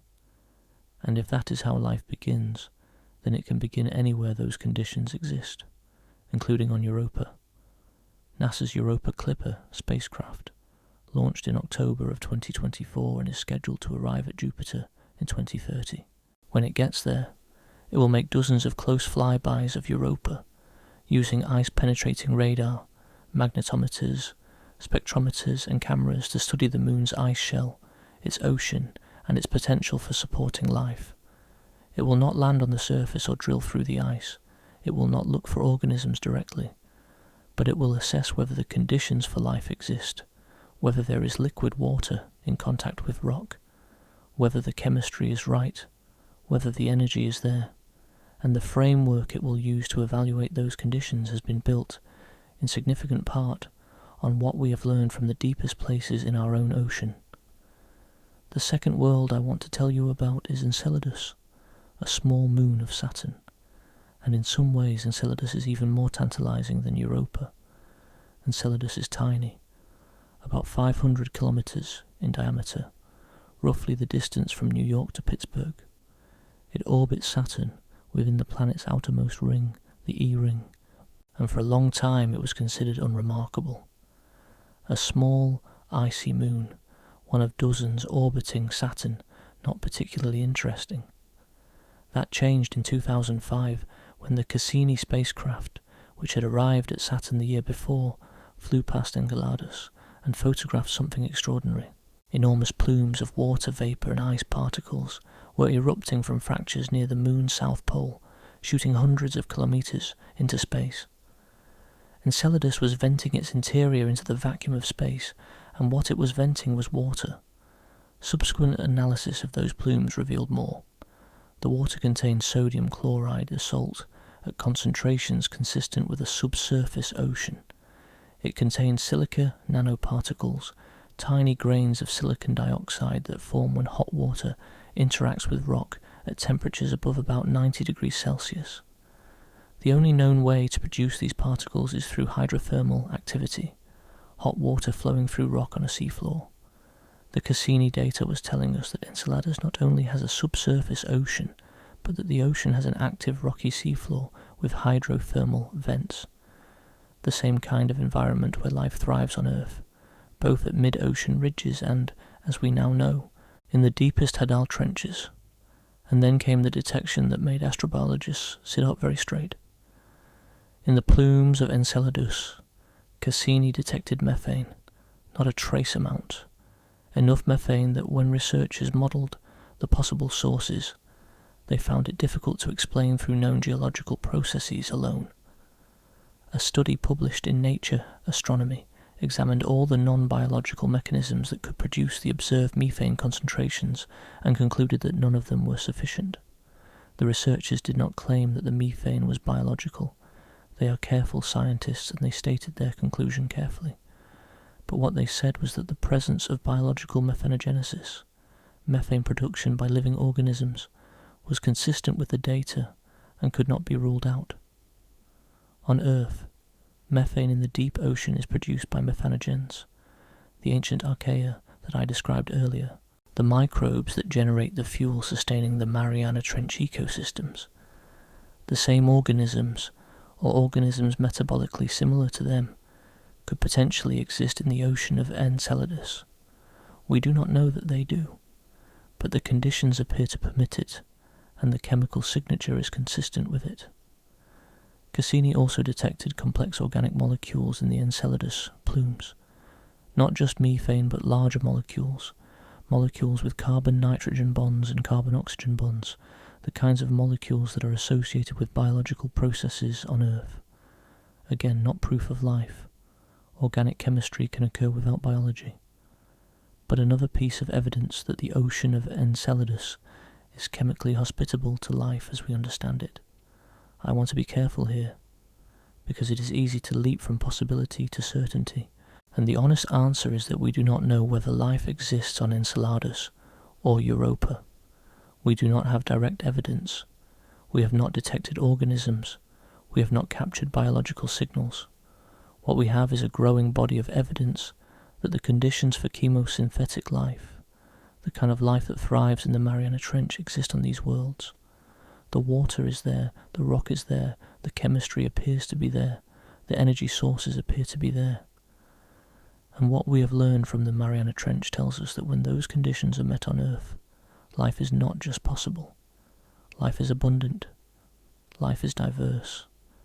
Life builds complex ecosystems that sustain themselves for millions of years. Not just bacteria, animals, communities, entire biospheres running on nothing but rock and water and the chemistry between them. This is why the Mariana Trench matters beyond the Mariana Trench. Every new species found at Hadal depths, every new ecosystem documented, every new metabolic pathway identified in organisms living under 1,000 atmospheres of pressure widens the window of what biology can do, and widening that window on Earth directly affects how we evaluate the potential for life on other worlds. Before the discovery of chemosynthetic ecosystems, the habitable zone, the region around a star where life could potentially exist, was defined almost entirely by the distance at which liquid water could exist on a planet's surface. Not too close to the star, or the water boils. Not too far, or it freezes.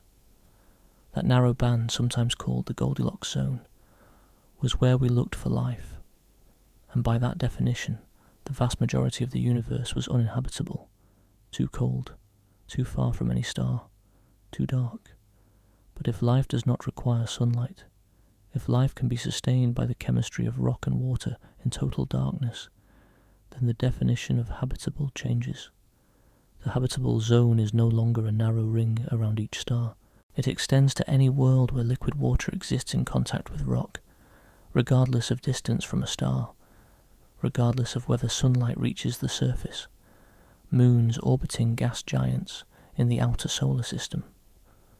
Rogue planets drifting through interstellar space, with subsurface oceans kept liquid by radioactive decay. Objects we have not yet imagined, in places we have not yet looked. The number of potentially habitable environments in the universe does not increase by a small factor, it increases by orders of magnitude. The universe becomes, in this view, not a mostly empty void with rare pockets of life clinging to the surfaces of rocky planets in just the right orbit around just the right star, but a place where the conditions for life are maybe extraordinarily common, hidden beneath ice and rock and darkness across billions of worlds. That is the implication of what lives at the bottom of the Mariana Trench. Not just that life is tough, though it is. Not just that life is adaptable, though it is. But that life may be following a pattern, a chemistry, a set of rules that are woven into the basic fabric of how rocky worlds and water interact. And if that pattern is universal, if the same chemistry that produces hydrogen and methane on Earth produces it on Europa and Enceladus and on worlds we have not yet discovered, then life may be not a rare accident, but a natural consequence of planetary geology. We do not know this for certain. I want to be very clear about that. The question of whether life exists beyond Earth remains open, and it may remain open for decades. The Europa Clipper will arrive at Jupiter in 2030, but it will not drill through the ice. A future mission may, but that mission has not yet been built. Enceladus is even further away, and there is no currently funded mission to return there. The evidence is suggestive, tantalizing, maddening in its incompleteness. But the Mariana Trench has changed the nature of the question. Before these discoveries, the question was, is it even possible for life to exist without sunlight, in darkness and cold and extreme pressure? The answer to that question is now definitively yes. We have seen it. We have photographed it. We have sequenced its DNA. The question has shifted. It is no longer whether such life is possible. It is whether the conditions that produce it on Earth also exist elsewhere. And the evidence from Europa and Enceladus, and from the growing catalogue of exoplanets and exomoons being discovered by space telescopes, suggests that they very well might. Tonight, as you lie here listening to this, consider the following thought. Right now, at this very moment, there may be an ocean beneath the ice of Europa, dark and cold and under immense pressure, where rock and water are reacting to produce hydrogen and methane, and where organisms not so different from the methanogens of the Mariana Trench are quietly metabolizing those chemicals, building organic molecules, living and dying and evolving in a world that has never seen a photon of sunlight. We do not know that this is happening, but we no longer have any reason to believe it cannot happen. And that shift, from impossible to possible, from absurd to plausible, is one of the most significant shifts in the history of human thought about our place in the universe. It was made possible in large part by what we found at the bottom of our own ocean. The Mariana Trench is not just a geological feature or a biological curiosity. It is a laboratory for understanding what life can be, and the experiments being run in that laboratory, by evolution, over millions of years, in darkness and silence and crushing pressure, are teaching us things we could not have learned any other way. But the Mariana Trench is also teaching us something else, something less inspiring, something that requires us to look not outward to the stars but inward, at ourselves, at what we have done and what we are doing to the deepest places on our own planet, because the organisms at the bottom of the ocean are not the only things that have reached the Hadal zone. Our trash got there first. I want to dwell on Europa for a moment longer, because there is something about this moon that captures the imagination in a way that abstract scientific data cannot. Europa orbits Jupiter once every 3.5 Earth days. It is tidally locked, meaning the same face always points toward Jupiter, just as the same face of our moon always points toward Earth. From the surface of Europa, if you could somehow stand there in your spacesuit, Jupiter would fill a huge portion of the sky. A massive striped sphere 67 times larger in apparent size than our moon appears from Earth. It would be a terrifying and beautiful sight, and beneath your feet, beneath the ice you are standing on, there would be water, an ocean of water, possibly 100 kilometers deep, more water than exists on all of Earth, hidden beneath a crust of ice, kept liquid by the tidal energy of the giant planet looming overhead. That ocean has been liquid for billions of years. Consider what that means. On Earth, life is estimated to have originated somewhere between 3.5 and 4 billion years ago, possibly in hydrothermal environments on the ocean floor. If Europa's ocean has existed for a comparable period, and if the conditions for the origin of life are present, and if the chemistry of serpentinization is occurring on Europa's seafloor, then there has been enough time for life to originate, and enough time for it to evolve, and enough time for it to become complex. I do not know if this has happened. Nobody knows. But the timescales are not against it. The chemistry is not against it. The energy is not against it. The only question is whether the spark occurred, whether the transition from non-living chemistry to living biology happened in that dark ocean, as it happened in ours. And this is where the Mariana Trench becomes more than a case study. It becomes a kind of proof of concept. It demonstrates that when the conditions are right, when rock and water and chemistry are available, biology does not merely survive. It radiates, it diversifies, it fills niches, it builds complexity. It evolves solutions to problems that no engineer would think to pose. It creates snailfish with open skulls and tube worms with no mouths and single cells the size of fruit. It does not simply persist, it flourishes. If the same chemistry exists on Europa, and if life originated there even once, then the history of life in that dark ocean could be as rich and strange as the history of life in our own deep trenches, possibly richer, because Europa's ocean is larger and possibly older than any continuous body of water on Earth. The Enceladus story is different in tone but equally compelling. Enceladus is small. You could drive around it in a day if there were roads. Its gravity is so weak that a person could jump 30 meters into the air. It seems an unlikely place for biology. But the plumes, those enormous jets of water shooting into space from cracks in the ice, are essentially delivering samples of the ocean below directly into space, where spacecraft can fly through them and analyze their contents without ever having to land or drill. That is an extraordinary opportunity. The ocean of Enceladus is, in a sense, advertising itself, sending its chemistry into space for anyone who cares to look. And what we have found in that chemistry, water, salt, silica, methane, complex organic molecules, is consistent with a habitable ocean floor, not proof of life, but the ingredients. I sometimes think about the methanogens in the Mariana Trench sediment, those ancient archaea quietly producing methane from hydrogen and carbon dioxide, and I wonder whether organisms like them might be doing the same thing on the seafloor of Enceladus. Simple, ancient, persistent microbes, converting geological chemistry into biological chemistry, in darkness, under pressure, in cold water, just as they have done on Earth for billions of years. If they are there, we may be able to detect their signature. Methane alone is ambiguous, but the ratio of methane to other gases, the isotopic signatures, the presence of certain organic molecules, these can provide increasingly specific clues. A future mission to Enceladus, flying through the plumes with instruments designed to distinguish biological from geological methane, could potentially provide evidence one way or the other. That mission does not yet exist. It has been proposed, debated, studied, but it has not been funded or built.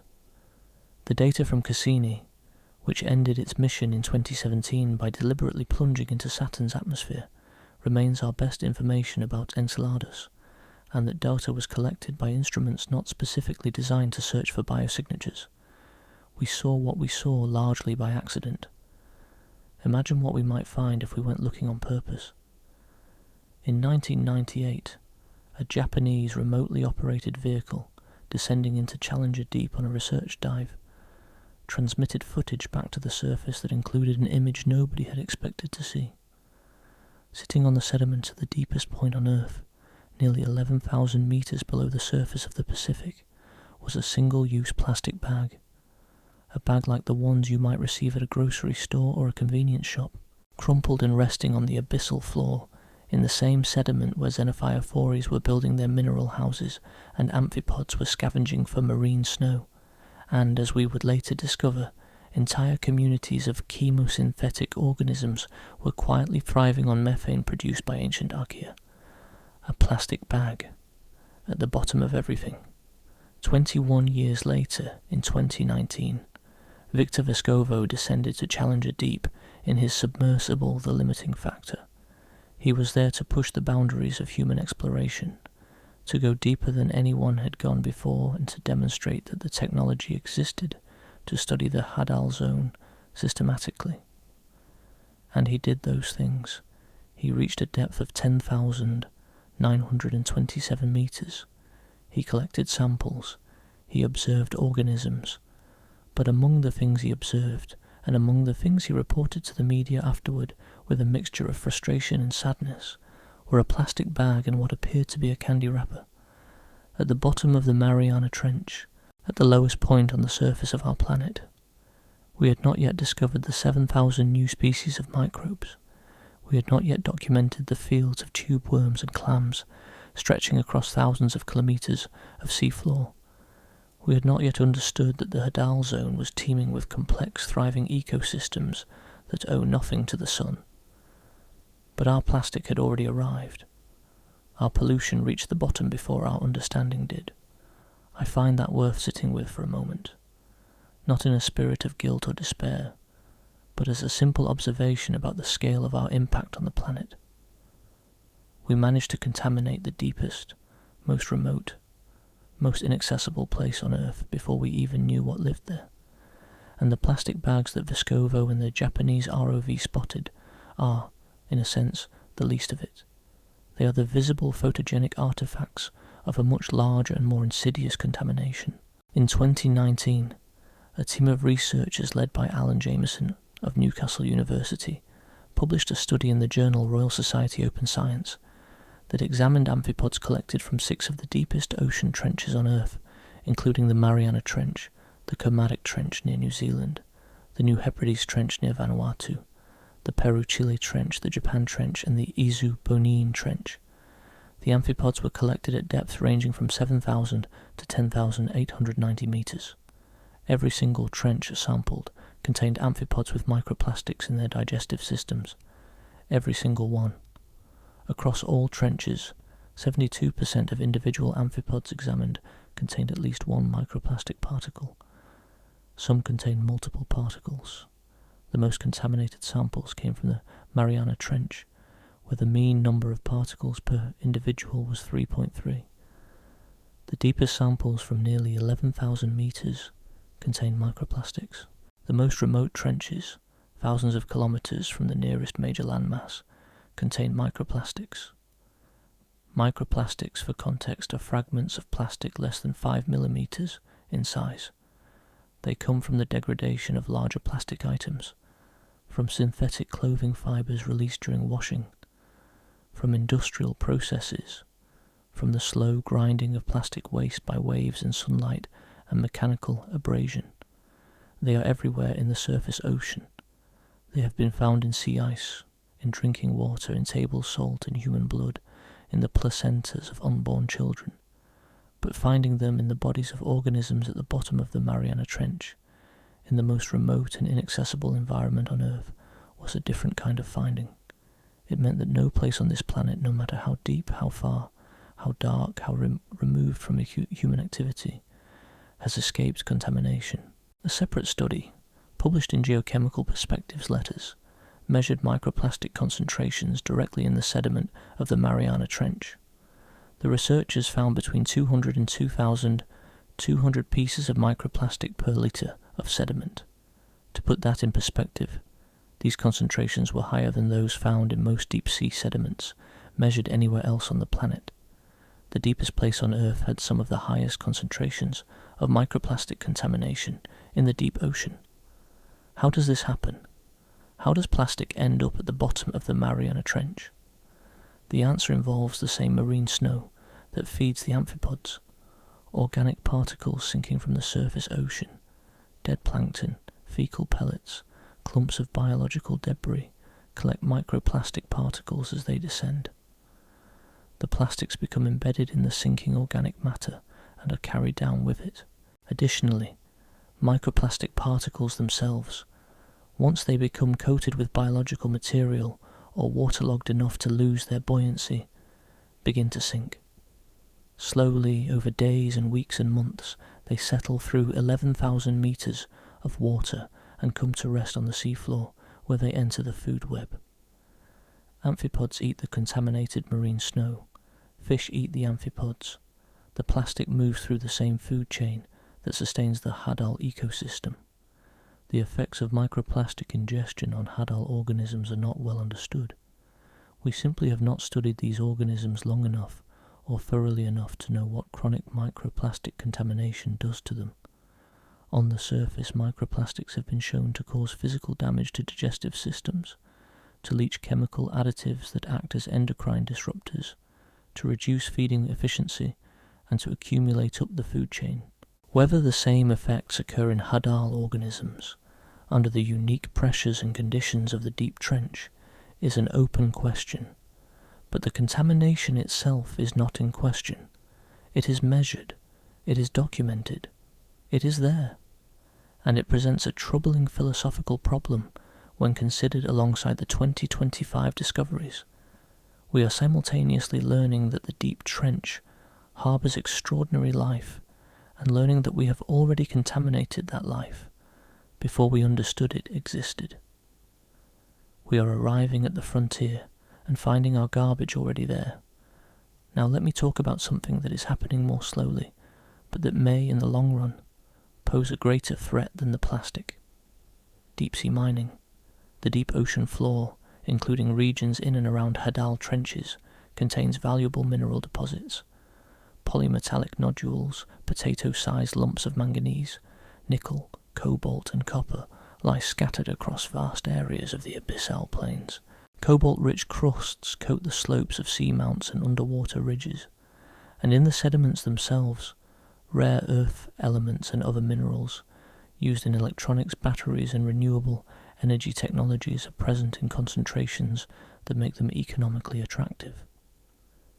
Several nations, including China, the United States, South Korea, and others, along with private companies, have expressed interest in, or actively begun exploring deep-sea mining. China, in particular, has been conducting extensive surveys of the deep Pacific, and its development of deep-sea submersible technology, including the Fendouje that made the Mariana Trench discoveries possible, serves dual purposes: scientific exploration and resource assessment. The governing body for deep-sea mining in international waters is the International Seabed Authority, an organisation established under the United Nations Convention on the Law of the Sea. As of this recording, the ISA has not yet finalised the regulations that would govern commercial mining of the deep sea floor. There are active debates about whether such mining should proceed, and if so, under what conditions and constraints. The 2025 discoveries of flourishing ecosystems at Hadal depths add urgency and complexity to these debates. Before these findings, arguments against deep-sea mining focus primarily on the poorly understood abyssal ecosystems, the slow-growing polymetallic nodule fields, and the potential for sediment plumes to disrupt deep ocean life. Those arguments were already compelling, but the discovery that the Hadal zone, including the deepest trenches, supports complex, thriving, largely unknown biological communities raises the stakes considerably. We are talking about mining environments that we have only just begun to explore, populated by organisms that we discovered months ago, sustained by metabolic processes that we are still working to understand.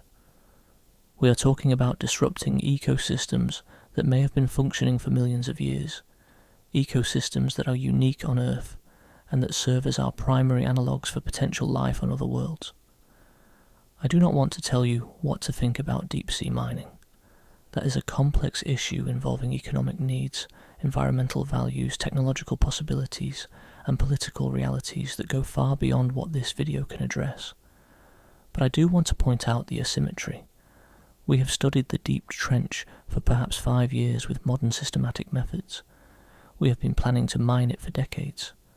The desire to extract resources from the deep ocean has outpaced our understanding of what lives there by an enormous margin, and this brings me to the knowledge gap, which is perhaps the most striking aspect of this entire story. Here is a number that I find extraordinary. Less than 0.001% of the deep sea floor has been directly observed by human eyes or by cameras. Not studied in detail, observed at all. The vast majority of the deep ocean, including the Hadal zone, has never been seen. We have better maps of the surface of Mars than we do of the bottom of our own ocean. We have higher resolution imagery of the far side of the moon than we do of the seafloor beneath the Pacific. Only approximately 27 people have ever descended to the bottom of Challenger Deep. Compare that to the 12 people who have walked on the surface of the moon, a number that is often cited as small. More people have travelled to space than have visited the deepest point on their own planet. The International Space Station has been continuously inhabited since the year 2000. The Mariana Trench has been visited in total for a few dozen hours across the entire history of human civilization. This is not because the trench is less interesting than space. As we have seen tonight, it is extraordinary. It is because getting to the bottom of the ocean is, in its own way, as difficult as getting to space. The pressure is the obstacle. Building a vehicle that can withstand 1,000 atmospheres of pressure, travel safely to the bottom, operate there for extended periods, and return intact is an engineering challenge of the highest order. It is, in many ways, more difficult than building a spacecraft, because the forces involved are more extreme and more immediate. In space, the danger is the vacuum outside. At the bottom of the trench, the danger is the weight of the entire ocean pressing inward, and so the deep trench remains one of the last truly unexplored frontiers on Earth. We know more about the topology of Mars, photographed from orbit at resolutions measured in centimetres, than we know about the topography of the Pacific seafloor. We have more detailed chemical analyses of rocks on the Martian surface, collected by rovers and analysed by spectrometers, than we have of rocks at the bottom of the Mariana Trench. Our curiosity about what lies beyond our planet has, for understandable reasons, received far more funding and attention than our curiosity about what lies beneath our ocean. And yet, as the 2025 discoveries have shown, what lies beneath our ocean may be directly relevant to what lies beyond our planet. The organisms at the bottom of the trench are teaching us what to look for on Europa and Enceladus. The chemistry of the Hadal zone is shaping the design of instruments for the Europa Clipper mission. The biology of the deep ocean is informing our models of where and how extraterrestrial life might exist. There is an irony here that I think is worth acknowledging. We are looking to the stars for alien life.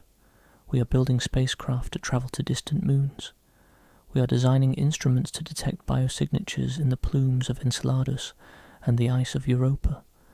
And the best analogues we have for those alien environments, the best examples of what life might look like in dark, cold, high-pressure, sunless oceans, are right here on our own planet, in places we have barely visited, populated by organisms we barely know, contaminated by pollution we barely noticed.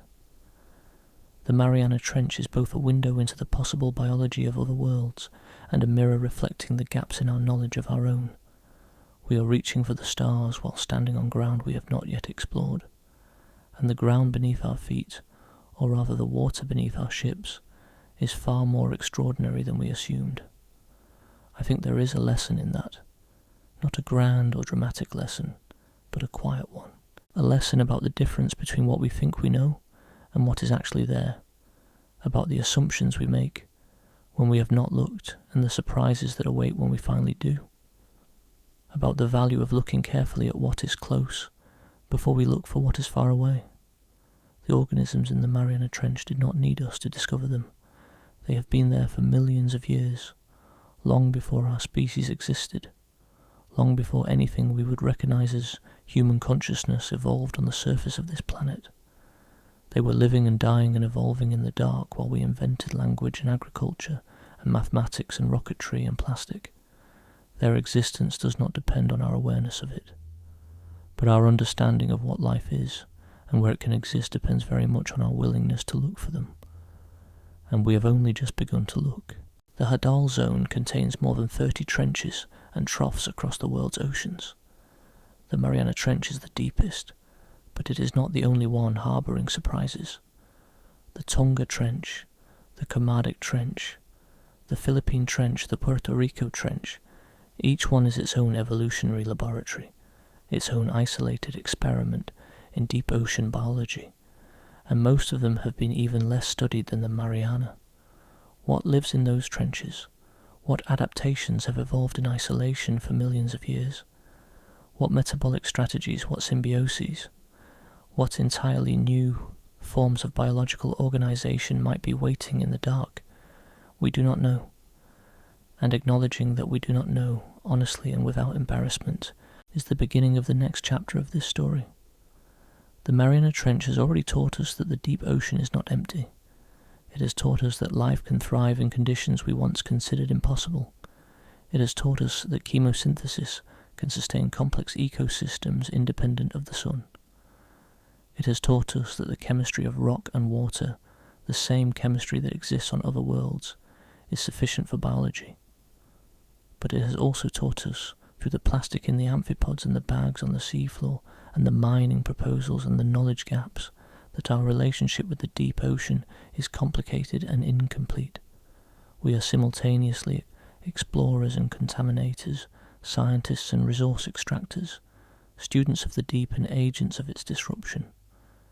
How we navigate that tension, how we balance the desire to understand with the desire to exploit, how we protect what we have only just discovered while acknowledging the economic and technological pressures that drive us toward extraction. These are questions that do not have easy answers. They are questions for policy and politics and philosophy and, ultimately, for the choices we make as a species about what we value and what we are willing to protect. But tonight, I do not want to end on those questions. I want to return to the trench itself, to the organisms that live there, to the quiet wonder of a world that exists beneath our world, in the dark, at the bottom of the ocean, full of life we are only beginning to know. There is something about the microplastic finding that I want to explore a little further, because I think it illustrates something important about the relationship between the surface world and the deep ocean, a relationship that we tend to think of as distant and abstract, but that is, in fact, intimate and immediate. When you wash a fleece jacket, tiny synthetic fibres are released from the fabric into the wash water. Those fibres are too small for most municipal water treatment systems to capture. They pass through the treatment process and enter rivers, which carry them to the ocean. In the ocean they drift with the currents, are consumed by plankton, settle into sinking particles of marine snow, and begin the long descent to the deep ocean. Months later, perhaps years later, a fibre from your jacket arrives on the seafloor of the Mariana Trench. An amphipod, scavenging for food at a depth of 10,000 metres, ingests the fibre along with the organic matter it was attached to. That amphipod, living in one of the most remote and inaccessible environments on Earth, an environment that humans have visited fewer than 30 times in the entire history of our species, now carries a piece of your clothing in its gut. I find this remarkable not because it is alarming, though it is, but because it reveals the connectedness of the Earth's systems in a way that is difficult to grasp in the abstract. The surface and the deep are not separate worlds. They are connected by gravity, by the constant rain of particles sinking through the water column, by the chemistry of dissolution and sedimentation, by currents and eddies and the relentless pull of mass toward the centre of the planet. What we release at the surface eventually reaches the bottom. Not everything, not immediately. But given enough time, the deep ocean becomes a repository for whatever we put into the shallow ocean. The Mariana Trench, in this context, is not just the deepest place on Earth. It is the lowest point of accumulation, the place where things that sink come to rest, the final destination of the downward journey that begins when a plastic bag blows off a beach, or a synthetic fibre rinses out of a washing machine, or a fragment of packaging breaks down in the waves. And the organisms that live there, the organisms we have only just discovered, the organisms that have been evolving in isolation for millions of years, are now interacting with materials that did not exist 50 years ago. Synthetic polymers, chemical additives, plasticizers, flame retardants, all of these are entering the Hadal food web through the same pathway that delivers food. The amphipods cannot distinguish between a nutritious particle of marine snow and a microplastic fibre coated in biological material. They eat both. We do not know what the long-term consequences of this contamination will be. Deep-sea organisms have slow metabolisms, long generation times and limited population sizes. They may be more vulnerable to chronic low-level contamination than surface species, or they may be more resilient. We simply do not have enough data to say. What we know is that the contamination is present, that it is widespread, that it reaches the deepest organisms in the deepest trenches on Earth, and that it is increasing. There is a particular irony in the timing. The 2025 studies that revealed the extraordinary biological richness of the Mariana Trench were published in the same decade in which microplastic contamination of the deep ocean was first systematically documented. We are discovering the life and discovering the contamination simultaneously, as if the trench were handing us a gift and a warning in the same breath. And this brings me to a thought that I return to often when I consider the deep ocean.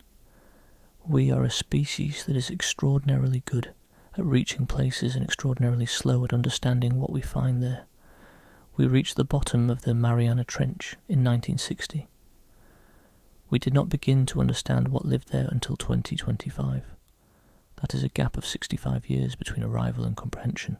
And in those 65 years, our impact on the trench environment, through plastic pollution, through the accumulation of industrial chemicals, through the proposals for deep-sea mining, through the simple inattention of a civilization that did not know or did not care what lived at the bottom, has been growing steadily.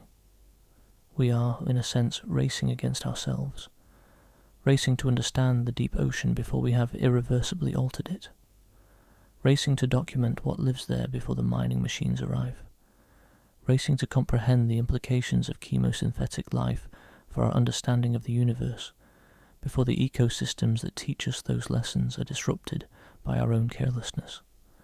I do not know whether we will win that race, but I think the Mariana Trench and the extraordinary life it harbours is worth racing for. Let us take a breath. We have travelled a long way tonight, from the sunlit surface of the Pacific Ocean to the crushing darkness at the bottom of the Mariana Trench, and then outward to the icy moons of Jupiter and Saturn, and then back again to our own planet and the complicated ways in which we interact with the places we have only just begun to understand. We have met organisms that should not exist but do, creatures that have rewritten the rules of biology in the dark, under pressures that deform molecules and in cold that slows the machinery of life to a crawl. We have followed a thread of reasoning that connects the deepest ocean on Earth to the possibility of life on other worlds. And now, before we close, I want to sit with what all of this means, not what it means for science, though it means a great deal for science, not what it means for policy, though it raises urgent questions, but what it means for how we think about life itself, about what life is, where it belongs, and what we should make of the fact that it keeps showing up in places where we were sure it could not exist. Let me begin with what we now know. The Mariana Trench is not a dead zone. We can say that with complete confidence. The evidence is overwhelming, published in the most rigorous scientific journals on Earth, collected by systematic expeditions over multiple years, verified by independent research teams using multiple methods. The Hadal zone of the Mariana Trench hosts complex, diverse, thriving biological communities, not just microbes, animals, ecosystems, life that is abundant, interconnected and self-sustaining. We know that over 7,000 species of microorganisms live in the trench sediments, and that nearly 90% of them were unknown to science before 2025. We know that these microbial communities are not random assemblages that drifted down from above, but structured populations shaped by environmental selection, meaning that evolution is actively working in the Hadal zone, selecting for organisms adapted to specific conditions at specific depths. Life in the trench is not accidental.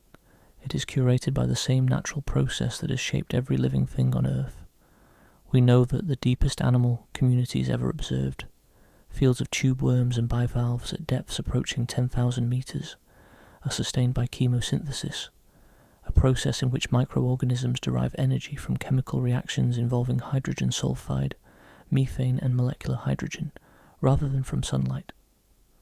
We know that the methane sustaining these ecosystems is largely produced by microbes within the sediments themselves, creating a self-reinforcing cycle in which biology generates its own fuel.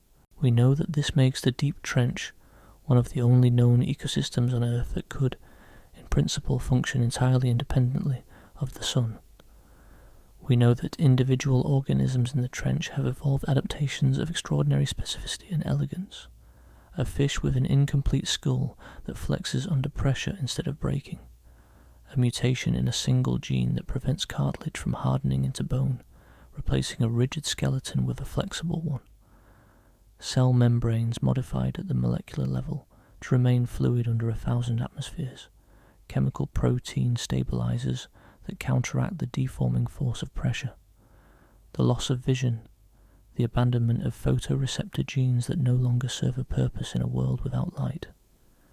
Each of these adaptations represents millions of years of evolutionary problem-solving, a slow, patient, generation by generation refinement of biology to match the conditions of the deep. We know that single-celled organisms in the trench can grow to the size of a mango, building elaborate structures from mineral particles and hosting communities of multicellular life within their bodies. We know that these xenophyphos concentrate heavy metals in quantities that would kill most organisms, and that they do this for reasons we do not yet fully understand. We know that amphipods, the most numerous animals in the Hadal zone, are found at depths exceeding 11,000 meters, and that they somehow exchange genes between populations, living in the trenches separated by thousands of kilometers of shallower seafloor, travelling by means we have not yet identified. We know that the chemistry powering these ecosystems, the serpentinization reaction between olivine and water that produces hydrogen and methane, is not unique to Earth. The same mineral, the same reaction, the same chemical products could exist on any world where rock and liquid water meet under the right conditions. We know that Europa, the ice-covered moon of Jupiter, almost certainly has a liquid ocean in contact with a rocky seafloor.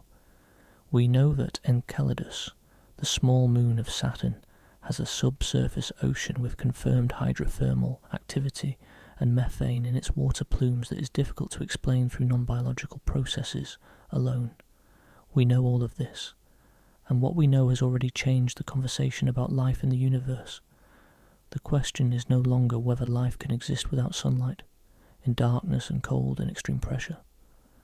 The question is whether the conditions that support such life on Earth also exist elsewhere, and the evidence suggests that they do, in multiple places, right now, in our own solar system. But I want to be equally honest about what we do not know, because the boundaries of our ignorance are at least as important as the boundaries of our knowledge, and because an honest accounting of uncertainty is, I believe, more valuable than a premature declaration of certainty. We do not know the full extent of life in the Hadal Zone. We have studied the Mariana Trench more than any other Hadal Trench, but we have studied it only briefly, with limited technology, over a span of just a few years of serious systematic effort. More than 30 Hadal trenches and troughs exist across the world's oceans. Most of them have been barely explored, if they have been explored at all. The biological communities in the Tonga Trench, the Kermadec Trench, the Philippine Trench, the Puerto Rico Trench, the Java Trench, remain largely unknown. Each one may harbour species and ecosystems as surprising as those found in the Mariana. We do not know how many species remain undiscovered in the deep ocean. The 2025 cell study found over 7,000 microbial species in the Mariana Trench, 89.4% of which were new, but that study sampled only 1,648 locations across 33 dives. The trench is 2,550 kilometres long. The sampling density, as thorough as it was by the standards of deep-sea science, represents a tiny fraction of the total area. How many more species exist in the unsampled regions? How many organisms live in the other trenches, evolving in isolation for millions of years? The honest answer is that we do not know, and our best estimates are little more than educated guesses. We do not know the full range of metabolic strategies employed by deep trench organisms. Chemosynthesis, based on methane and hydrogen sulfide, is the best studied pathway, but it may not be the only one. Organisms at extreme depths may be using energy sources and metabolic reactions that we have not yet characterized. The diversity of microbial metabolism on Earth continues to surprise researchers, and there is no reason to assume that we have catalogued all the ways in which deep ocean microbes extract energy from their environment. We do not know whether life exists on Europa or Enceladus. I have described the evidence at some length, and it is genuinely compelling. The conditions appear right. The chemistry appears right. The energy sources appear to be present. But appearance is not proof. We have not detected organisms on either world. We have not found unambiguous biosignatures. The methane on Enceladus could be biological, but it could also be geological. The ocean of Europa could be teeming with life, or it could be sterile, a vast body of water with the right chemistry but without the spark that turns chemistry into biology. We do not know, and we may not know for decades. We do not know how life begins. We know how it sustains itself in extreme environments. We know what adaptations it requires. We know what energy sources it can use. But the origin of life, the transition from non-living chemistry to the first self-replicating, metabolizing, evolving entity, remains one of the deepest unsolved problems in all of science. The Mariana Trench can tell us that once life exists, it can thrive in extraordinary conditions, but it cannot tell us how life starts. That question remains open, and it is the question that ultimately determines whether the conditions on Europa and Enceladus have led to living systems or merely to interesting chemistry. I find that I'm comfortable with this uncertainty. Not because I do not want answers, I want answers very much, but because the honest acknowledgement of what we do not know is itself a form of knowledge. It tells us where to look next. It tells us what questions to ask. It tells us where the frontier is. And the frontier in this case is extraordinarily close. It is not in another galaxy or another solar system, or even on another planet. It is beneath the waves of our own ocean, in the dark, at depths we have barely visited, populated by organisms we have only just met.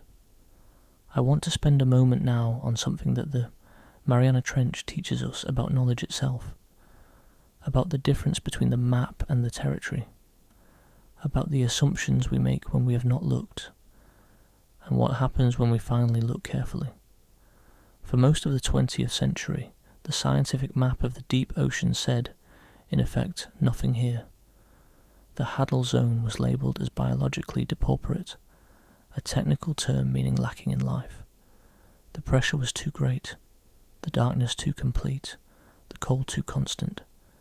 The map was drawn based on reasonable assumptions, logical extrapolations from what we knew about life on the surface, and the map was wrong. Not because the scientists who drew it were careless or incompetent. They were working with the best information available to them. They had visited the trench briefly, through foggy portholes, in vessels that could barely function at those depths. They had collected a handful of samples. They had extrapolated from what they saw, which was very little visible life, and concluded that very little life existed. The conclusion followed logically from the evidence. It was wrong because the evidence was incomplete, not because the reasoning was flawed. And this, I think, is one of the most important lessons the trench has to teach us. Not a lesson about the deep ocean, specifically, but a lesson about knowledge in general. Our models of the world are models.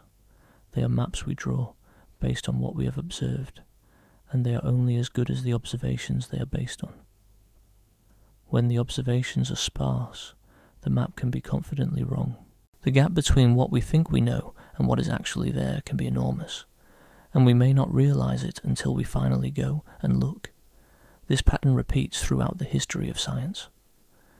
Every time we develop a new instrument, a new method of observation, a new way of looking at the world, we discover things that our previous models did not predict. The microscope revealed a world of organisms invisible to the naked eye. The telescope revealed a universe vastly larger than the one we could see with our eyes alone.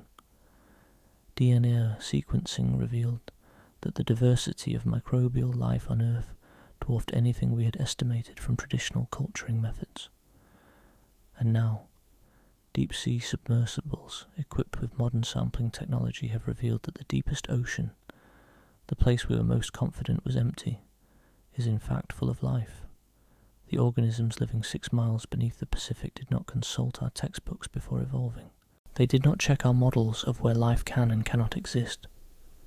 They simply existed in the dark, under the pressure, in the cold, doing what life does, finding energy, building complexity, reproducing, adapting, persisting, for millions of years before we arrive with our instruments and our assumptions and our surprise.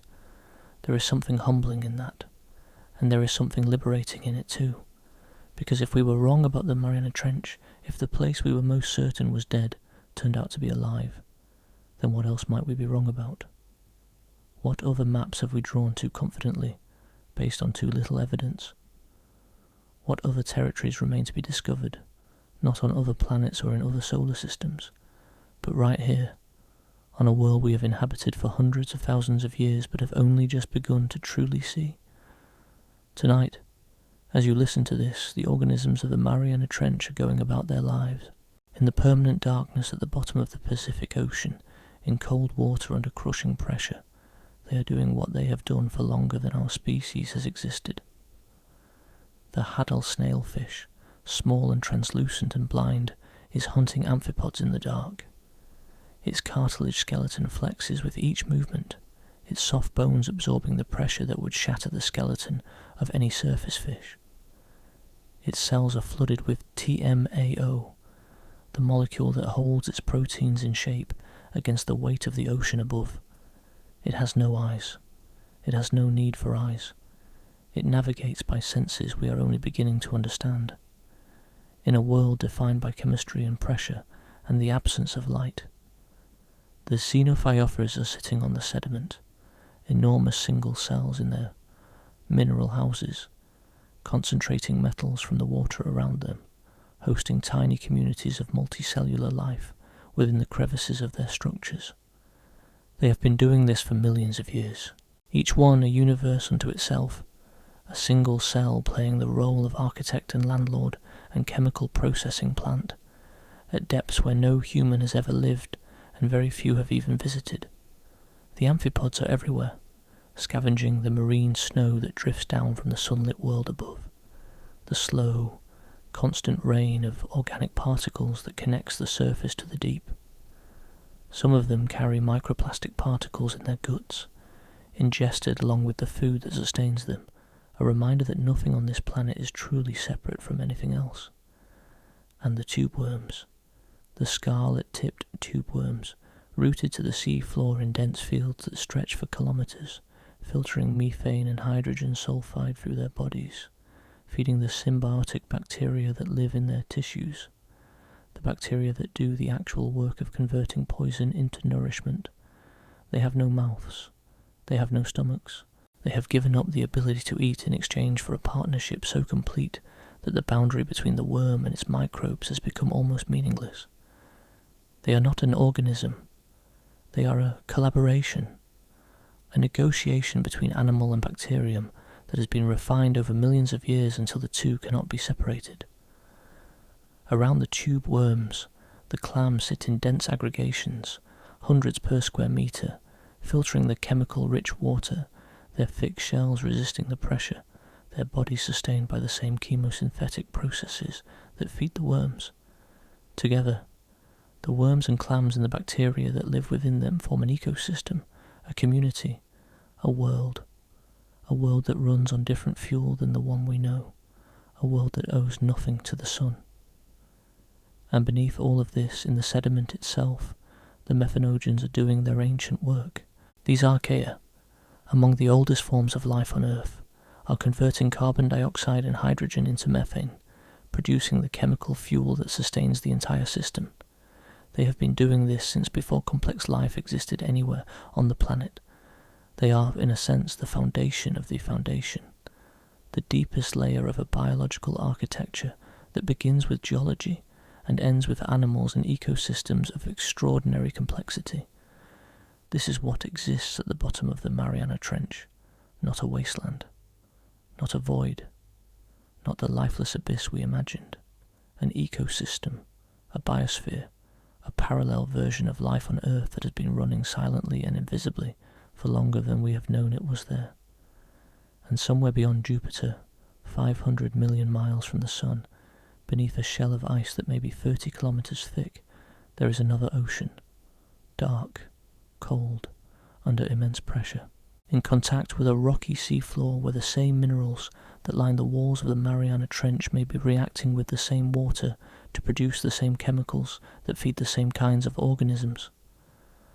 We do not know if life exists in that ocean. We have not been there. We have not looked.